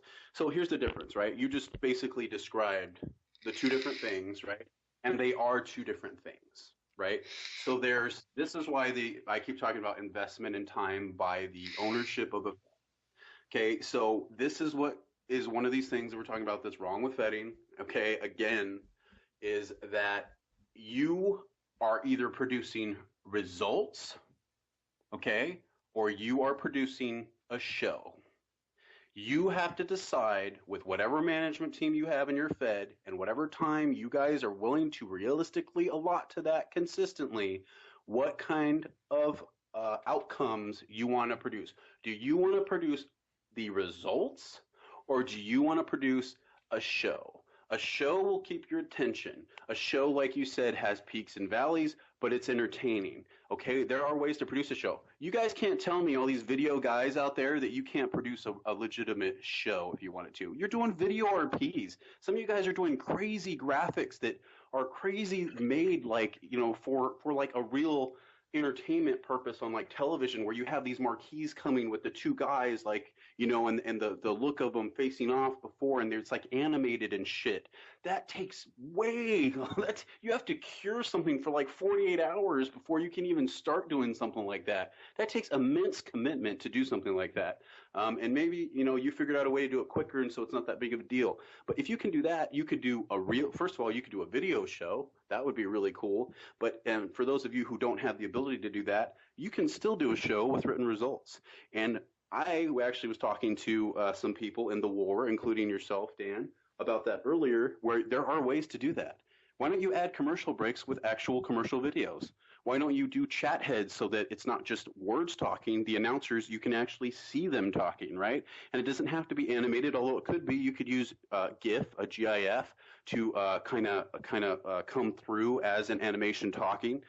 You could do a lot of different things. You can jazz it up a little bit, and it only takes adding a little bit more to what you would consider just basic layout results to create something that is more of an entertaining show. Messing with your fonts a little bit potentially, but you can't be too distracting because people don't have the attention span for that. And when you're reading results, it's really also on the heels of another card usually being announced, and you potentially beginning to role play based on what those either results are, or sometimes the cards unrelated to what happened on the results, depending on if you were even on them or whatever the case may be. So there's a lot of different ways to look at that. But if you're not producing an entertaining show, right, don't expect people to read it.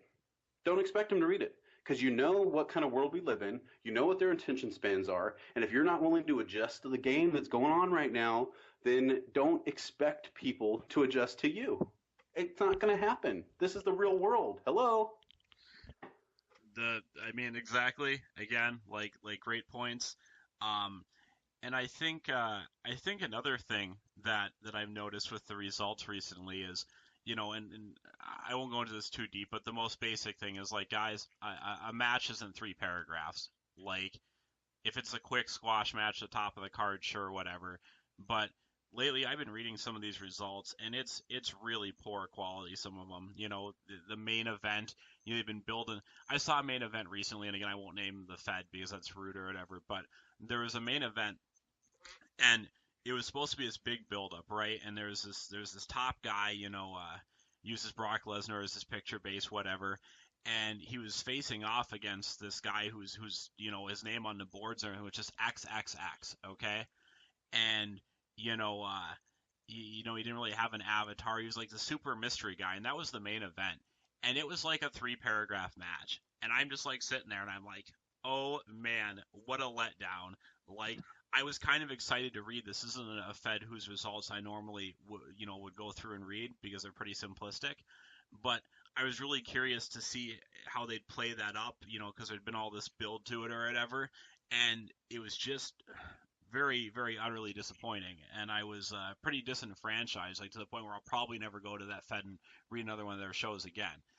And so, like, guys, like, let's make sure the results are a little bit better because everyone can improve, even if it's just a little bit each week until, it's nice full form results. It doesn't need to be 80,000 words, but I need to understand what's happening, and your main event shouldn't be 3 paragraphs. Like, there's just no excuse for it at all. Yep. But moving on, I think you're right. I think there are ways to kind of spice up the results. I have seen a Fed that I was in for a little while where they did actually like grab random commercials from YouTube and like link those during commercial breaks. And they usually tried to keep them, they're funny, or like it might be a condom commercial, or something the users would find amusing. But the point Yeah, was, change it up. Change it up. they did something unique and different. I hadn't seen that before, and I thought that was neat. I did see the chat heads that you mentioned. I think in your XWF shows, or that's right, XWF, right? Um, Yeah. I saw those little chat heads, and I did like I did like the little chat heads. I mean, like, ideally, if it wasn't a graphical nightmare, I'm not a graphics guy, so I don't know. I'd love for everybody who talks during a show to have a chat head. That'd be super cool. Um, and I think that's a really neat concept. And beyond that, there's even more. I think you might have done this in XWF, but I had done this in my Fed previously too, where there'd be special musical guests, and they'd play a song at the beginning, maybe a song halfway through, maybe they'd do someone's entrance or do a song right before the main event, and you'd post the YouTube videos for the songs, and it's Yeah. it's it's kind of cool, and like my Fed specifically wasn't supposed to be like a real high production thing. It was supposed to be kind of like an underground, like indie thing. So I tried to go a step further and purposely not use super big bands. Like I wouldn't go use like Seether or Nickelback or I don't know, whoever else had Puddle of Mud, Stained, any of these big bands. Yeah. I'd use like some random like band that's top video maybe has like 200,000 views on YouTube. Like it's a good band, the song is good, but nobody knows who they are really. So it's realistic that a smaller time Fed could pay them the amount of money they're asking to come in and play. Um, Yeah. and meanwhile I see, Don't huh? Go want to ahead. distract. You don't want to distract from the story by having a bunch of publicity that is so well known that it completely takes you out of it, especially when it's an ongoing thing like a result or a show. So you want to have a little bit of it, like you said, like do a quick condom commercial because it changes the pace. You're like, ha ha ha! Like I could see like a real show where you would see a condom commercial because people can relate to the fact that you see weird commercials when you're watching shit that doesn't make sense sometimes, right? So it draws on all that stuff, right? The other thing I was going to touch on really quickly, Dan, not to Sure. interrupt you, was that there are some serious issues with results outside of that. And with booking, holy shit, do we need a special guest referee in every fucking match? Are you kidding me? Like, that's retarded. You're killing your own shit. That stuff should be for pay-per-views or once in a while. Do a special enforcer. It doesn't always have to be a special guest ref. Do something different. You don't need 5 special guest refs in a 7 freaking match card. That's ridiculous. If you want to get people involved, make it a triple threat match. Make that extra person actually have to RP. If you just want to have them involved, that's fine, but you don't need to make everybody a special guest ref on the damn card. That's ridiculous. You're killing yourself. You're killing yourself because then people see it again later and they're like, well, we've already seen that shit, right? You're pulling, so you have a deck of cards that are only like 52 big. We can only write so many types of results, right? We can describe it in many different ways, right? But you've only got like 52 cards and you're playing like 40 of your cards every single result. So what do you have left, right? Like you can't keep continually doing that. And then you wonder why people fast forward through your shit, right? Like, can you blame them? Like, be original. Try some shit that's different. Don't fucking book the same match over and over. And with that, please continue. Oh, so I'll kind of go with what you were saying now because I was pretty much done with my point, and I agree.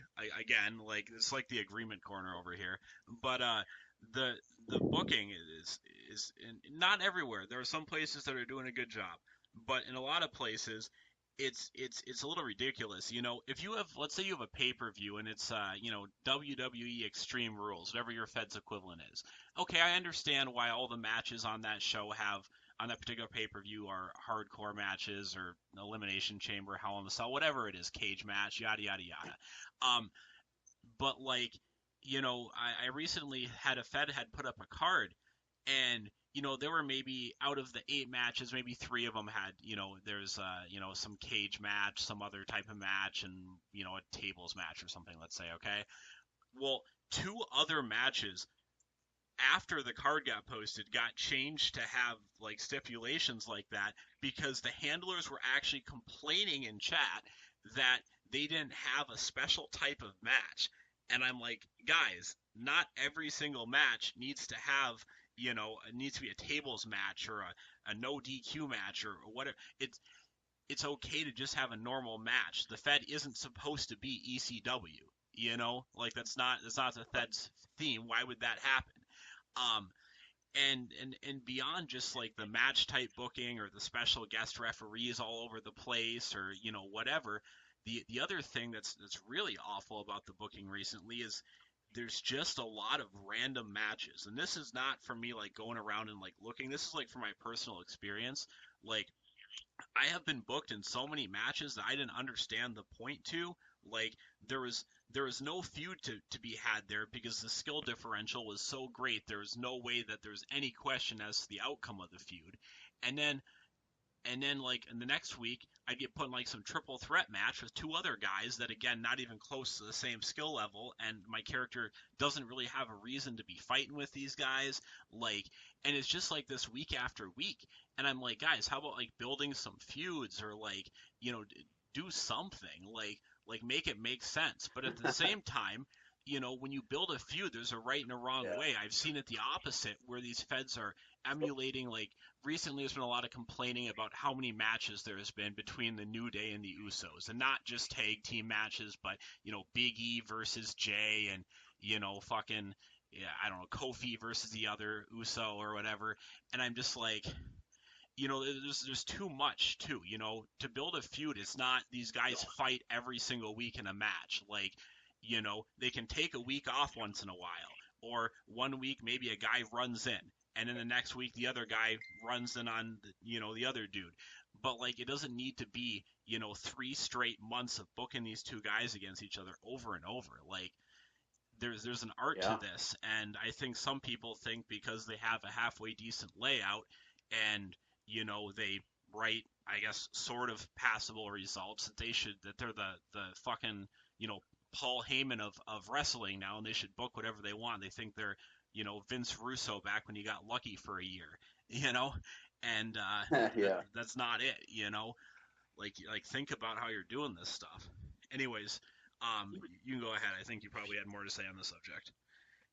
Yeah, yeah. Well, just saying, like, okay, so feuds are important to keep alive. So if you're gonna have a feud, you do kind of have to do something that involves it or talk about it in some way on a continual basis. It doesn't have to necessarily be every single card, but if it's gonna be something serious, I mean, it doesn't have to be every card if everybody knows those two people are facing off, or those teams are facing off at the pay-per-view, because they kind of get that you're in the middle of a feud and whatever, right? But first of all, Fed heads out there. Not every single match is a fucking feud. Okay, so stop trying to treat it like them. Okay, sometimes it's just a one-off. Sometimes you just see Kane versus, you know, Kane versus Snitsky in one match, and the next week Kane's going back to his feud.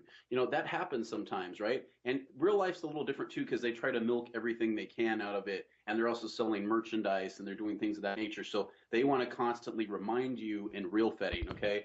In real wrestling, right? In real professional wrestling. Okay, in fetting, it's a little different. We don't really need to play by those rules. Okay, it is made up, it is fantasy, right? Here's the other thing. Okay, this is such a huge thing, and honestly, you guys are tiring out your own role players with this shit, right? You can have a niche. Stop fucking reminding us, right? Okay, so like for instance, we are World War Wrestling, right? Not every single fucking match we have is going to be on a fucking battlefield. Okay? We're not going to do that shit. We're going to have regular matches. We're going to have some crazy matches. We're going to have a little bit of this, a little bit of that. I'm not going to do a fucking war games every single. So think about the actual war game. This is a real life example going on right now. So if anybody that is around, has been around for some time, more than 10, 15 years, you probably know that War Games was a WCW pay-per-view, and before that it was actually at different places, hosted most of the time, and along with Dusty Rhodes, which is Cody Rhodes and Goldust Dustin Rhodes' father, the American Dream, that passed away a few years ago. Okay, so Cody Rhodes has actually commented on this quite a bit if you were to look up his social media, where he said he doesn't have a problem with War Games coming back because NXT, the WWE sub show that oftentimes is better than the main show, actually is now doing War Games and bringing it back. Here's the thing though, okay, when War Games was around before, they started doing it all the fucking time.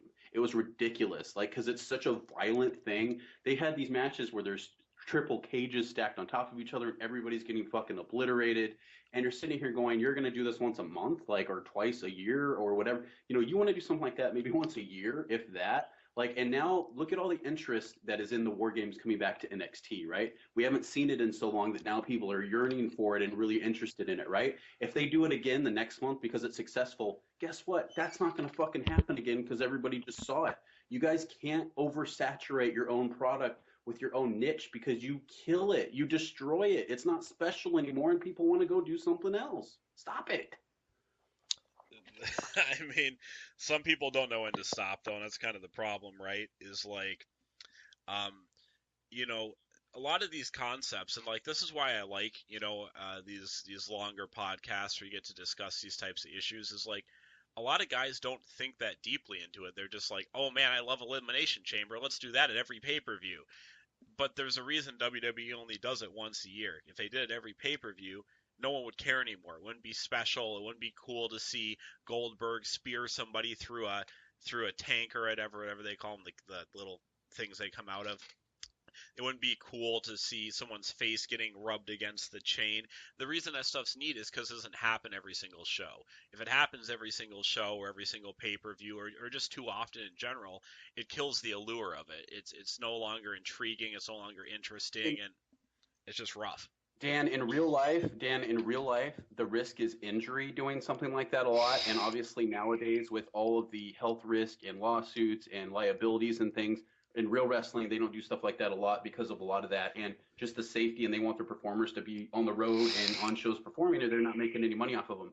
In Feding, it's not injury because these people aren't real, right? For the most part, unless you're really in a backyard e-fed or something, in which case, hey, hit that guy with a chair or whatever. But the risk in e-fetting isn't injury, it's oversaturation, which causes disinterest, which will kill your fed. If people are not interested, if you're doing the same shit all the time because you're not an original thinker and you are having trouble coming up with original ideas, reach out to other people, other fed heads, get new ideas. Stop fucking settling for less. It's ridiculous. Like, you're better than this. You're a writer, you're a video maker, whatever you are. You got into this because you have some creativity or wrestling acumen. Even if you don't want to write or make videos, think about wrestling itself and how the storylines change and evolve. Like, you can't do the same thing and kill and kill and kill and kill. Like, you can't do a cage match all the time. You can do one once in a while. You can do them, stuff like that a little more frequently. I'd say maybe, once or twice, even a month, maybe, if you do it creatively and it's not like the same people and you do it differently, maybe with different niches. But you also want to have regular matches because regular matches help people improve. When you talk about a cage match, people have to write a little differently because of those things. Because now we're talking about it, and we're mentioning it, and we're trying to make sure that people understand what match it's for, and and you don't have to mention it, but match relevance is really important in a role play because if it's not relevant, then you're taking a big risk that the other person's going to slap you around and that's the same thing where if you're oversaturating, if you're doing all these things that are not helping you grow and helping your role players grow, and it feels like it's getting stale because you're either oversaturating or the people are disinterested for whatever reasons it is. It could be bad judging, it could be bad booking, it could be a lot of things. If you're booking stupidly, we haven't even talked about stuff like that, Dan. Oh my God, have you ever seen somebody get booked like the fucking world champion in a non-title match against like the worst guy in the Fed? Who the fuck does that? Don't do shit like that. Stop it. Oh, we had some. I was on a show I just actually finished a role play for earlier. We had it was a six-man match for the world title. Okay, it's like the first pay-per-view. It's this big build, like, oh, the first pay-per-view of this Fed, like, it'd be so great. And they put me in the main event, because that's probably the position I should have a lot of places. And they put in a couple of guys who are, legitimate contenders, and then they put in a character that's just like a He's total, modest. huh? He's very modest. He's a modest guy. He's a Yeah, modest guy, folks. He's right, modest. right. They put in a guy who's just a jobber, and not like, he like we think he like the character, like he's a really good role player, and he does really cool things in other feds, but in this fed he just kind of has like a joke character that's supposed to just be an enhancement talent, and he's totally fine with just losing matches. And the character like trips over his own shoelaces, and he goes and hides under the ring. He's like 160 pounds. I think the guy's using Michael Cera for his picture base. It's pretty funny, right? Yes. But Yes. he's in the main event for the world title, and then another guy's in there that, no offense to the guy, he's a great guy and I like him, but he's just not even close to the level of talent that the other guys are at. It's not even in the same realm, where, you know, we're on, Venus, and he's, way out on Pluto. It's just it and I'm like, why cheapen the match like that? Why not just have it be a fatal four-way with the guys who actually are supposed to be there, you know? And it's just very, very confusing to me.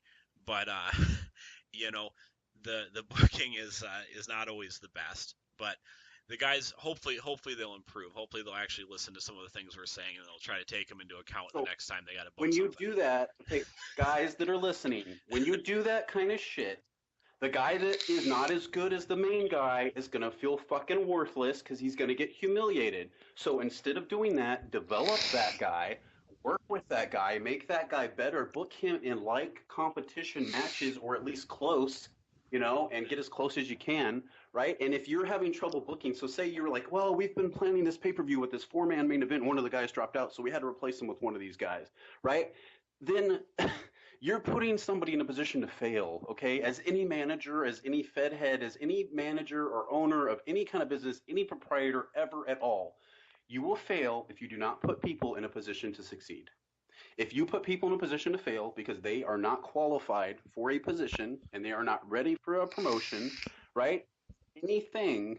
Okay, so think about WWE for a second, right? Okay, so think about let's see, who's the newest guy that came up right now, right? So think about a guy.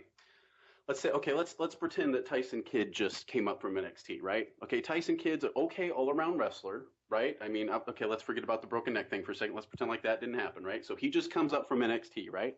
Let's book him in a match on the main event for the world title against The Undertaker, right? Would you do that? Of course not. Of course not. Of course not. Why would you do that? Tyson Kidd's going to get destroyed, right? And you can have job matches, but the problem is that these are real writers and they need motivation, and some of them are very sensitive and prideful, right? So you have to understand as a Fed head, and instead of going, oh, well, fuck that, that's their problem, like a lot of you motherfuckers do, and don't you shake your fucking head, because you fucking do. You know it, you fucking do, okay? You don't give a fuck, and you do it. And it's okay not to give a fuck, but here's the problem. Your Fed's gonna die. Okay? So don't expect it to fucking last, and don't come over to eFed Central fucking complaining about that shit. Because we're not gonna fucking listen to you. All right? Because you are not investing in your people the way you need to make them fucking successful. Book Tyson Kidd in a match against somebody else that just came up like fucking Aleister Black. Okay? Let them fight each other, have a big feud. Okay? Nakamura comes up, has a feud with Dolph Ziggler. Why do you think they didn't just put him straight in a match against Jinder Mahal?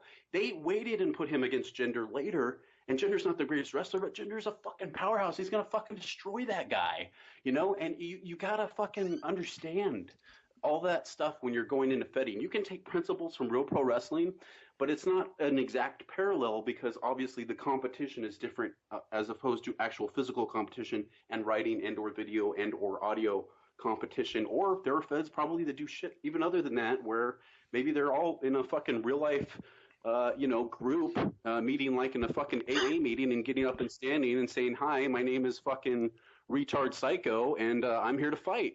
I don't know. But whatever you're doing, make sure that retard psycho faces a guy named Idiot Reject and doesn't face the fucking world champion. Because that's going to kill your shit. Those people will quit. You're not wrong. That's 100% how that'll work. And there's no reason for it. Not only, like you said, does it make the guys who really aren't up to par yet feel like they're worthless and feel like they have no chance to ever do anything, but the guys who are on top and who are supposed to be there, it cheapens the product for them. They're like, why the hell is this guy in my match? It's I almost don't even feel like I should shoot on him because I feels like I'm kicking a dog with 3 legs. It doesn't feel good for anybody.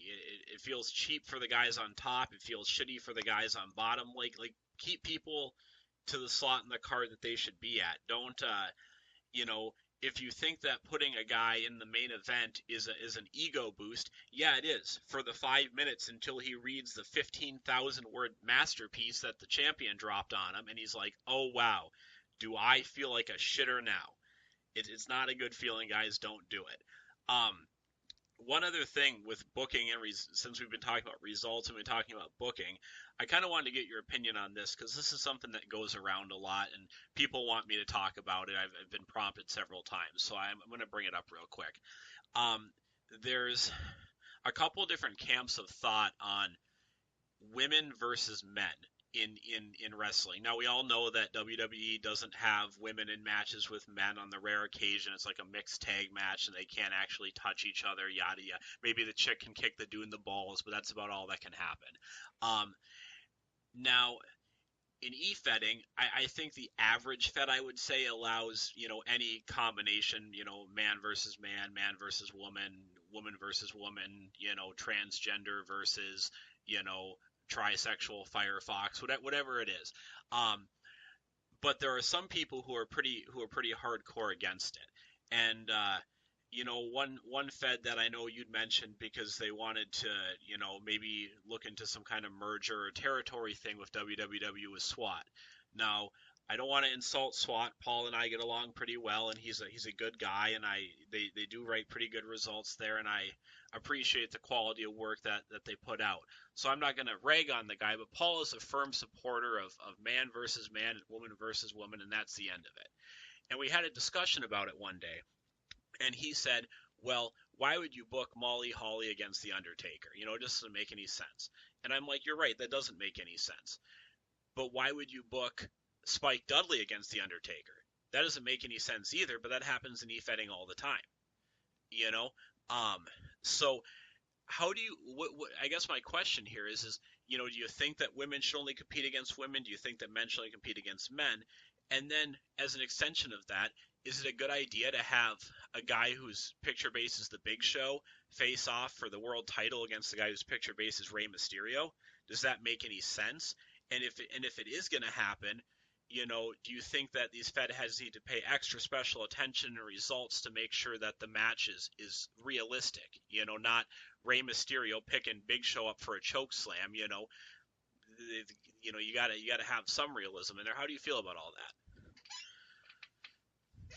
that? So there are parallel lines, okay, between pro wrestling, like we were talking about, okay, and e-fetting. It's not a straight correlation, right? So you're talking about Molly Holly versus The Undertaker, right? But size-wise, Crash Holly versus The Undertaker is the same conversation. Size-wise, if you take gender out of the conversation, God rest Crash Holly's, soul. But the problem is that you can't make direct correlations like that in e-fetting because what you're doing without. So Paul is a nice guy. I appreciate him reaching out, trying to make WWW a region there. But of course, we're World War Wrestling, and that thing coming up in your rearview mirror, Paul, is us. So let me tell you something right now. The problem with all that kind of thought is the same problem with a lot of thought and a lot of people that try to do restrictive things toward other people. We just saw Cam Newton in real life talk to a reporter in a similar fashion, right? You can't make judgments like that and say that a woman in e-fetting can't compete against a man because what you're doing is limiting that woman's potential. You can't do it. Okay, you can't do it. You just can't do it. And it doesn't, the physicality of the match, as far as if she could pick up a man and body slam him, and if it would be a fair match, how that match plays out is up to the writer of the match to make it realistic. If you can't figure out the physics between a man and a woman based on the stats that are listed in their profiles for those characters, then you probably shouldn't be writing results anyway, because it's going to be the same thing, man versus man or anybody else. Rey Mysterio versus The Undertaker. Okay, but you have to play it up. You have to play to Rey Mysterio's speed and The Undertaker's power and size.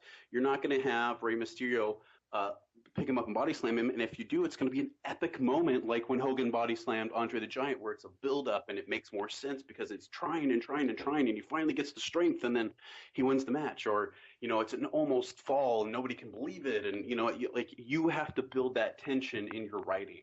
I'm sorry, it's not there if you don't build it. You have to make it happen. That's where you have to invest that time. So I would suggest people, when you're writing results in a match, you plant little seeds here and there, and then you connect those seeds later. And you talk about how Rey Mysterio, his back looks injured, and you talk about, how The Undertaker looks like he has a limp. And then later on it comes that, Rey Mysterio takes out The Undertaker's leg. Think about how a real match plays out. Think about Bret Hart, who plays possum in half of his matches and ends up rolling the guy up for a 1-2-3, even though he often went up against Diesel, The Undertaker, Psycho Sid, Vader, Yokozuna. These guys are all huge, and this is real. But that's just a guideline to what you write. You don't actually physically say stuff like that. And I can tell you a real life example, okay? Okay, Paul, in SWAT, you think that men and women don't fight each other? Okay, explain Joni Lauer to me. Again, rest in peace. Explain Joni Lauer. China, okay? China was the Intercontinental Champion. Explain that one, okay? So if you're going to say, if I have somebody like China, it's different. Well, no, wait a minute. All women are the same as China. They're women. Are you going to tell me because of somebody's size or some other type of discriminatory fashion? Okay, that has no place in anywhere, including e-fetting. We all talk a lot of shit. We do role plays. We do all kinds of stuff where there's, of course, all kinds of stuff. I've seen role plays where there's gratuitous rape, violence, all this stuff. But honestly, there's a difference between developing a character who's a psychopath or a rapist, and that's actually what the character is, and actually discriminating based on results and booking. You are the straw that stirs the drink at your Fed when you own it, right? You are the one dictating all this stuff. If you are doing discriminatory practices in any way, in any fashion, in any form of your life, don't expect a lot of success because you can be around the SWAT. You've had more success than I've had in this Fed, right? Right? Okay. But this ain't the only Fed I've ever been in. This ain't the only place that, Dan's ever talked about, or been in or whatever the case may be. You can't discriminate like that. If you have a girl that's tearing shit up and she's going through your women's division and that's what you call it, and that's just, you're just letting women compete against women except with a mixed tag or whatever, and she's tearing it up and she wants to jump over, you're going to tell her no, you can't compete with these guys because I don't think you can write with them because you're a chick. Is that really an excuse? Because if it's not that, then what real excuse would there be there? Because you don't want to have to be forced to write uncomfortable results? Really? That's what you got? Nah. You have a very, very strong opinion on that. I was not expecting it. Nah, Paul. Nah, Paul. I know what you're trying to do, Paul. It's not going to happen. No, don't do it. Don't do it. All right, so now let's we're getting pretty close here to the 2.5 hour mark, so we should probably start wrapping Dan, up. we also know. Wait a minute, Dan. We also know that most chicks in e-feds are not played by women, don't we? Well, yeah, they're played by guys who want to. What's the proper term for this? Jerk it to their character. And I have another secret for you, Paul. And I know some of the people in SWAT. Okay, some of the best guys in SWAT are not guys. They're Really? not. Yeah, I didn't they're know. not. I didn't know anything about that. All right, so we're almost at 2.5 hours, so I want to wrap it up with the subject that you wanted to talk about. You said you wanted to talk about plagiarism, so let's go ahead. Yeah. Let's go ahead and make that our final topic of the evening. What do you got for me? Yeah. Yeah, absolutely. Plagiarism. Okay, so we're talking copying shit. We're talking straight up copying stuff, right? So, I mean, there's a thing called inspiration where somebody's writing or doing a video or coming up with some type of content of some kind that is inspired by something that they know or read or saw or experienced, right? That's called inspiration, right? Or influence, or it's something that made you who you are that came to the point where you're writing this now, right? Cool. No problem. 100%. You could even maybe potentially have similar ideals to whatever that was that really inspired you. But if it goes in the same direction, it has the same path,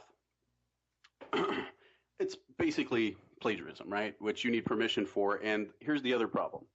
Okay, so plagiarism in writing, right, you can actually get away with if you have permission from the person you're plagiarizing from, right?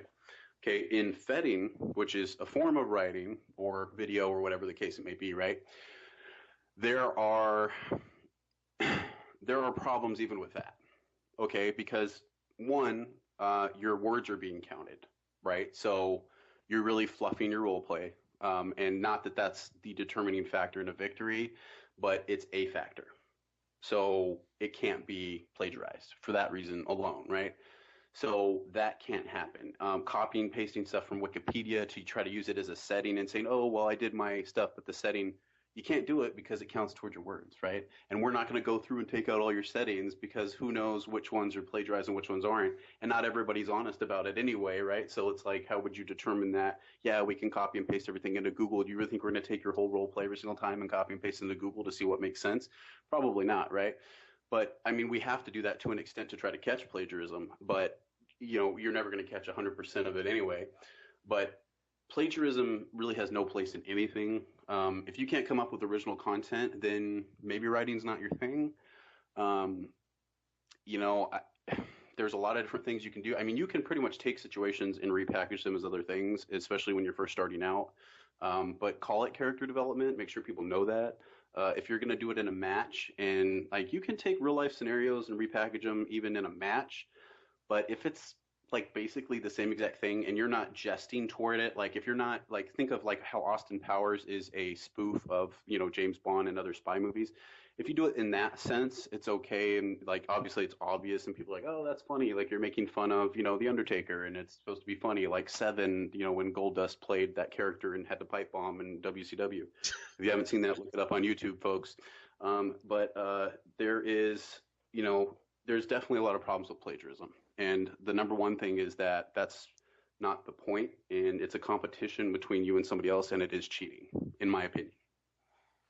I mean, I agree. I actually saw fairly recently um, a person who had registered for the Fed I had for a while, and they registered as a character, and I was really excited because like I talked to them on Facebook, and they said they were going to register, and they told me who their character was, and I'm like, oh man, I've seen that character before. Like this guy's a really good writer or whatever. Well, the problem was that I found out later this person wasn't actually uh, wasn't actually the creator of the character that they signed up as.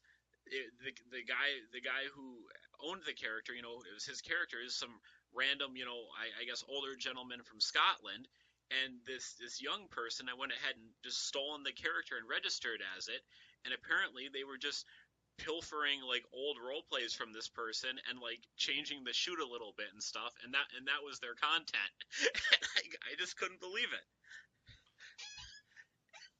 Yeah, that's ridiculous. Yeah, guys, don't steal other people's characters. I mean, if somebody has to tell you that, there's a problem. I I mean, mean, come on. there absolutely is. I just thought it was the most ridiculous thing I'd ever seen. I just and of course the person disappeared before I could confront them about it, but it was just super super amusing to me. I'm like, how did somebody like, but they got away with it for a minute, you know what I'm saying? Not too long, like less than a month, but like at first I was just really excited because I knew who this character was, and it was a great character. I didn't even think that someone would take someone's character and then recycle their role plays like on top of that. Like, wow, that's just that's a whole nother level. So So go ahead. those are pretty obvious. Like what you just mentioned, those are pretty obvious, like no-nos, right? Like anybody with common sense should know, like that you can't blatantly copy somebody else's work or character.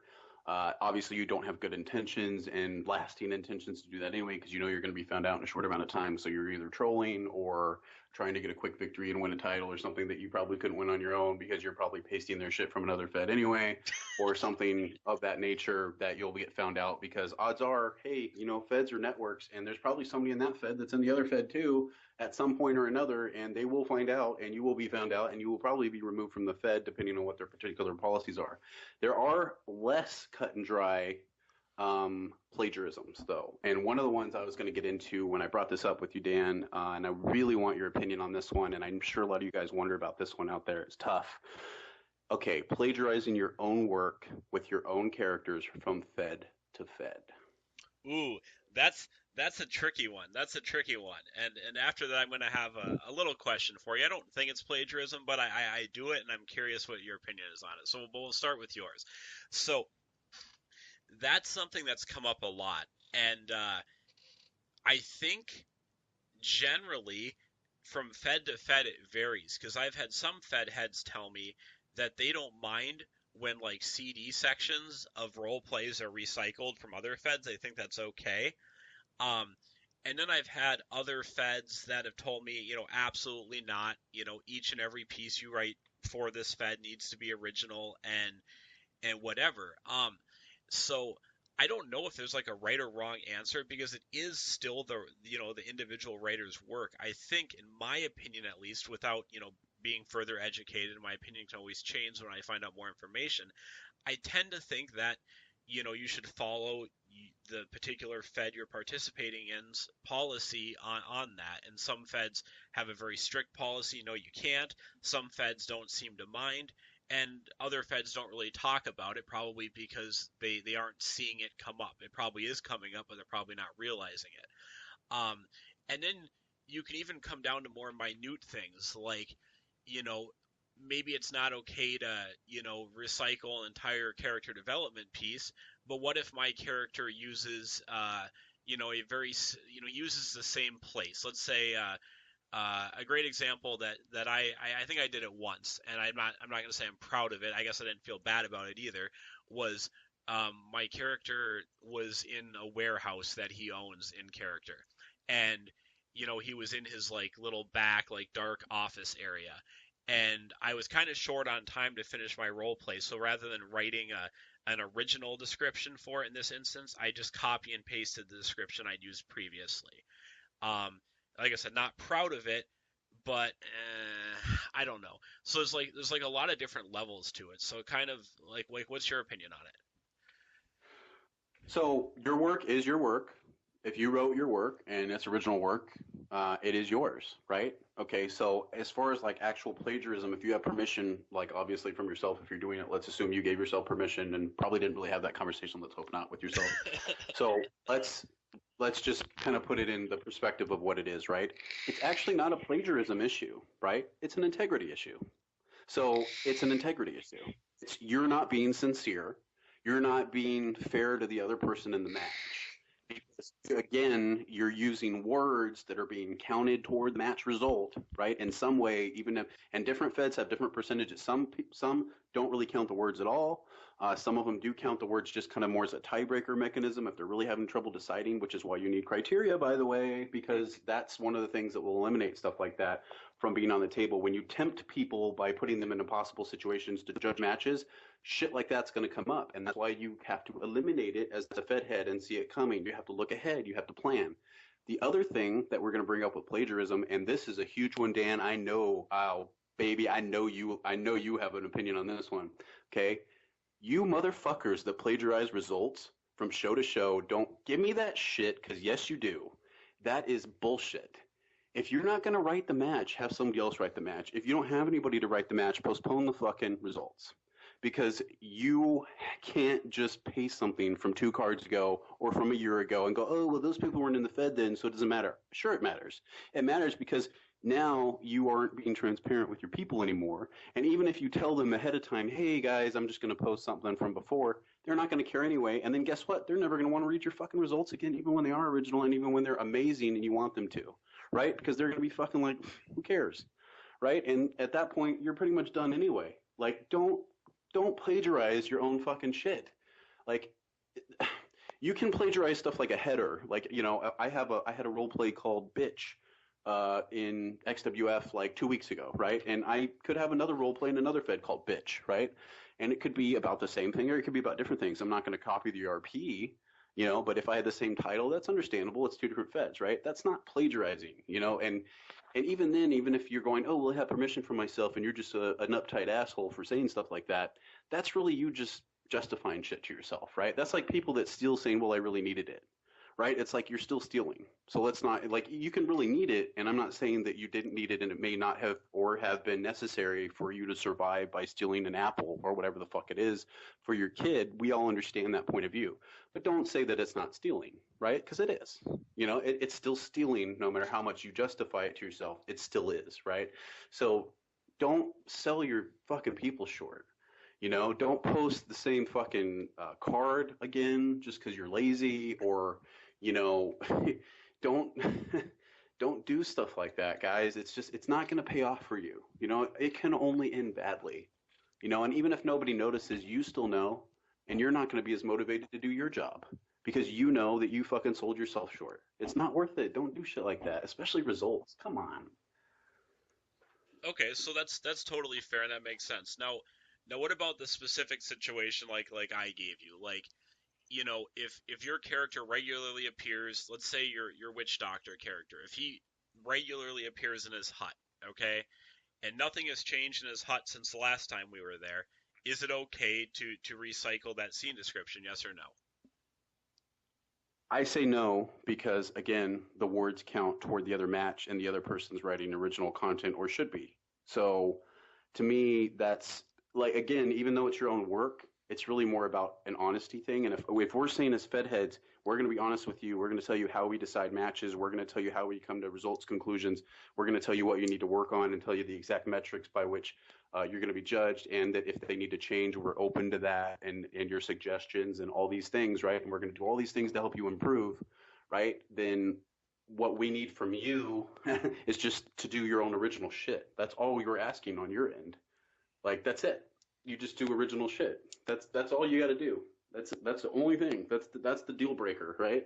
Like, is because if you're not doing that, then you could potentially win titles and stuff. If somebody, just imagine, Dan, and I don't know if you've ever been through this at a Fed. I can't think of one where it actually got to the top where somebody actually won a world championship and got exposed for plagiarism.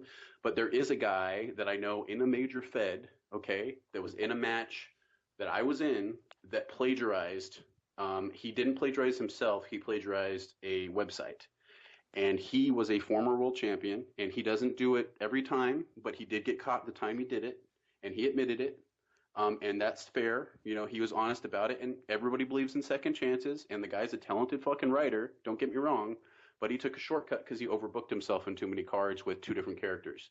So it's like, if you put yourself in impossible situations or put your people in impossible situations, you're going to have stupid shit happen that potentially jeopardizes the whole goddamn thing because it's not going to work out. It's you can only RP so many times a week, you know, guys, no matter how much free time you have. I mean, if you have two characters and you have a 5 RP limit for that show, you know, that's 10 RPs. Like, how much original, really good stuff are you actually going to write 10 RPs in a week for? You know, like, that's be realistic about it. You know, cut one of those characters off and book them next week. I mean that makes sense. I feel a little bit less strongly about smaller portions. You know, obviously copying a whole CD section I don't agree with, but I don't know if I don't know if I agree on the like if I'm just gonna use the same scene description for the same place. Like I don't know. Like maybe I should change it. Like at what point is it? You know, how much different can it be? I guess, and that's kind of where I come from on it. You know, if I write it And is it actually a penalty? And is it actually a penalty? So outside of like just the opinion part of it, like, is it actually a penalty in the Fed to plagiarize your own work or whatever the case may be? And if there's two Feds involved where you're going back and forth, they may not have the same policies. So now you're in a whole different water of like what actually is and isn't being caught and how long is it going on. But if you ever get to the point where you have like a world champion and it's found out that they're plagiarizing their shit from another Fed where they're a world champion, I mean, your integrity is pretty much gone at that Fed, you know? it's crazy though because there are feds, like I said, that I know that are I don't want to say, you know, they're not only okay with it, but I don't want to say they encourage it, but like they definitely are just like totally fine. Like people will be like, yeah, I'm just recycling my CD from this other fed, and they're like, oh, that's super cool, like good for you. And I'm like it's Yeah. very strange that you know, in some places it's totally okay, and in some places obviously it's not. If it's turnout based, like even then, okay, so like there's Feds that have been around like where they've been around for a long time and they have a deep bench. So a lot like we were talking about earlier, how you don't book like guys that are like brand new against like world champions in non-title matches or whatever, and even in title matches because the guy that just signed up yesterday doesn't know about EFED, he's not going to be able to compete, right? So like, but you have a deep bench usually if you've been around for a while. Like SWAT's probably one of these places. You know, some of the Feds you're in. XWF's definitely one of those places that I've been in. EWO was one of those places. A couple Feds I was in before that. Where they have a really deep bench of talent, right? So like they can call on a guy. So like think of it in modern terms as like a Chris Jericho right now, right? This guy's done it all. He's not really going for world titles anymore because he's part time. You know, and you have guys like that in your Feds where they're really good, but they can only come in, maybe do a card once a month, once every couple months, and stuff. I mean, XWF's to the point where they have guys that only come for certain pay per views like once a year. You know, Yeah. and they're cool with it because they're like, hey, you know, it's competition and these guys can win legitimately that one match. Like, you know, and they have more focus on it. And, then, you know, because it's only one, they can really put their time and effort into that, even though they don't have the same time they once did to devote to the weekly stuff going on in the Fed. But they're still active OOC or at least registered and stuff like that. So that's okay. You have a deep bench. So like you have a guy like Chris Jericho against a jobber, you know, or say you're trying to develop turnout, like we're talking about the plagiarism, how some of these Feds are okay with it. If you're trying to develop turnout, right, and you're trying to show people what quality looks like, you could plant somebody in your own Fed and say, hey, you can pay stuff from another Fed because I want these people to understand what quality looks like because we're struggling with understanding that. So if you're struggling with developing your people and you want them to grow and stuff, some places do that. I am kind of the mindset myself, not necessarily saying like none of this stuff we're talking about is necessarily what the policies are in WWW. I'm giving you what my opinion as a person is based on what I've seen in Feding. All the policies that are going on in my Fed are more of a collective effort than just what my opinion is. And it should be. It shouldn't be just what my opinion is, right? So this is just kind of what I would recommend Fedders. The whole conversation we've been having, just kind of what I would tell you like is probably best practices just based on what I personally have seen, right? So like that doesn't mean that it's the way that it necessarily should be everywhere all the time. So I would say that if I were going to bring somebody into my Fed to show somebody quality, I don't think I would book them in a match and let them use old RPs. Now, there is also situations where you may not know they're doing it, and that doesn't necessarily mean that like you would ban them or anything. But like, I mean, would you say it's right? Probably not. I mean, even portions like you're talking about just like snippets, scenery, things like that. I mean, my personal opinion is I'm really like when I RP just as a role player, not even like a Fed, like anything, like just as a role player, I really want to be original. And if it means that I can only be in one Fed because I'm stretched too thin so that I can do my original work, I'd rather do that personally. But some people don't have that opinion, much like the people you're describing. Absolutely. And that's totally fair. Now, we're talking about fluffing a little bit, so here's something I do, and it's not with the intensive purpose of fluffing, but it is something I do. Usually, the beginning of each of my sections of a role play, like they're divided into like little chapters or sections or scenes, or you want to call them. Usually, at the beginning of each one, I'll go ahead and post a snippet, like a portion of lyrics from a particular song that I feel like kind of embodies the content that's about to come. Is that in your opinion plagiarism? Is that just fluffing? Is that not a big deal because it's very obvious that it's really not? No, no, that's not plagiarism because it's common nomenclature, right? It's pop culture. So you're not saying something like if you're quoting Thriller by Michael Jackson because you're going to go into a scary art to do with zombies, you can quote Thriller and everybody understands that. Now, if it was me quoting it, I'd probably put it in brackets or actually quote it so that it's clear that I'm not trying to pass that along as my own work. Now, if you were to say break it up and put your own shit in between it and make it seem like, I mean, it's not really plagiarism as much as because, and plagiarism on a pop culture level really would be more for profit. Um, Although you still need permission, but obviously, like it's not plagiarism to quote something or to have something that everyone realizes is a quote.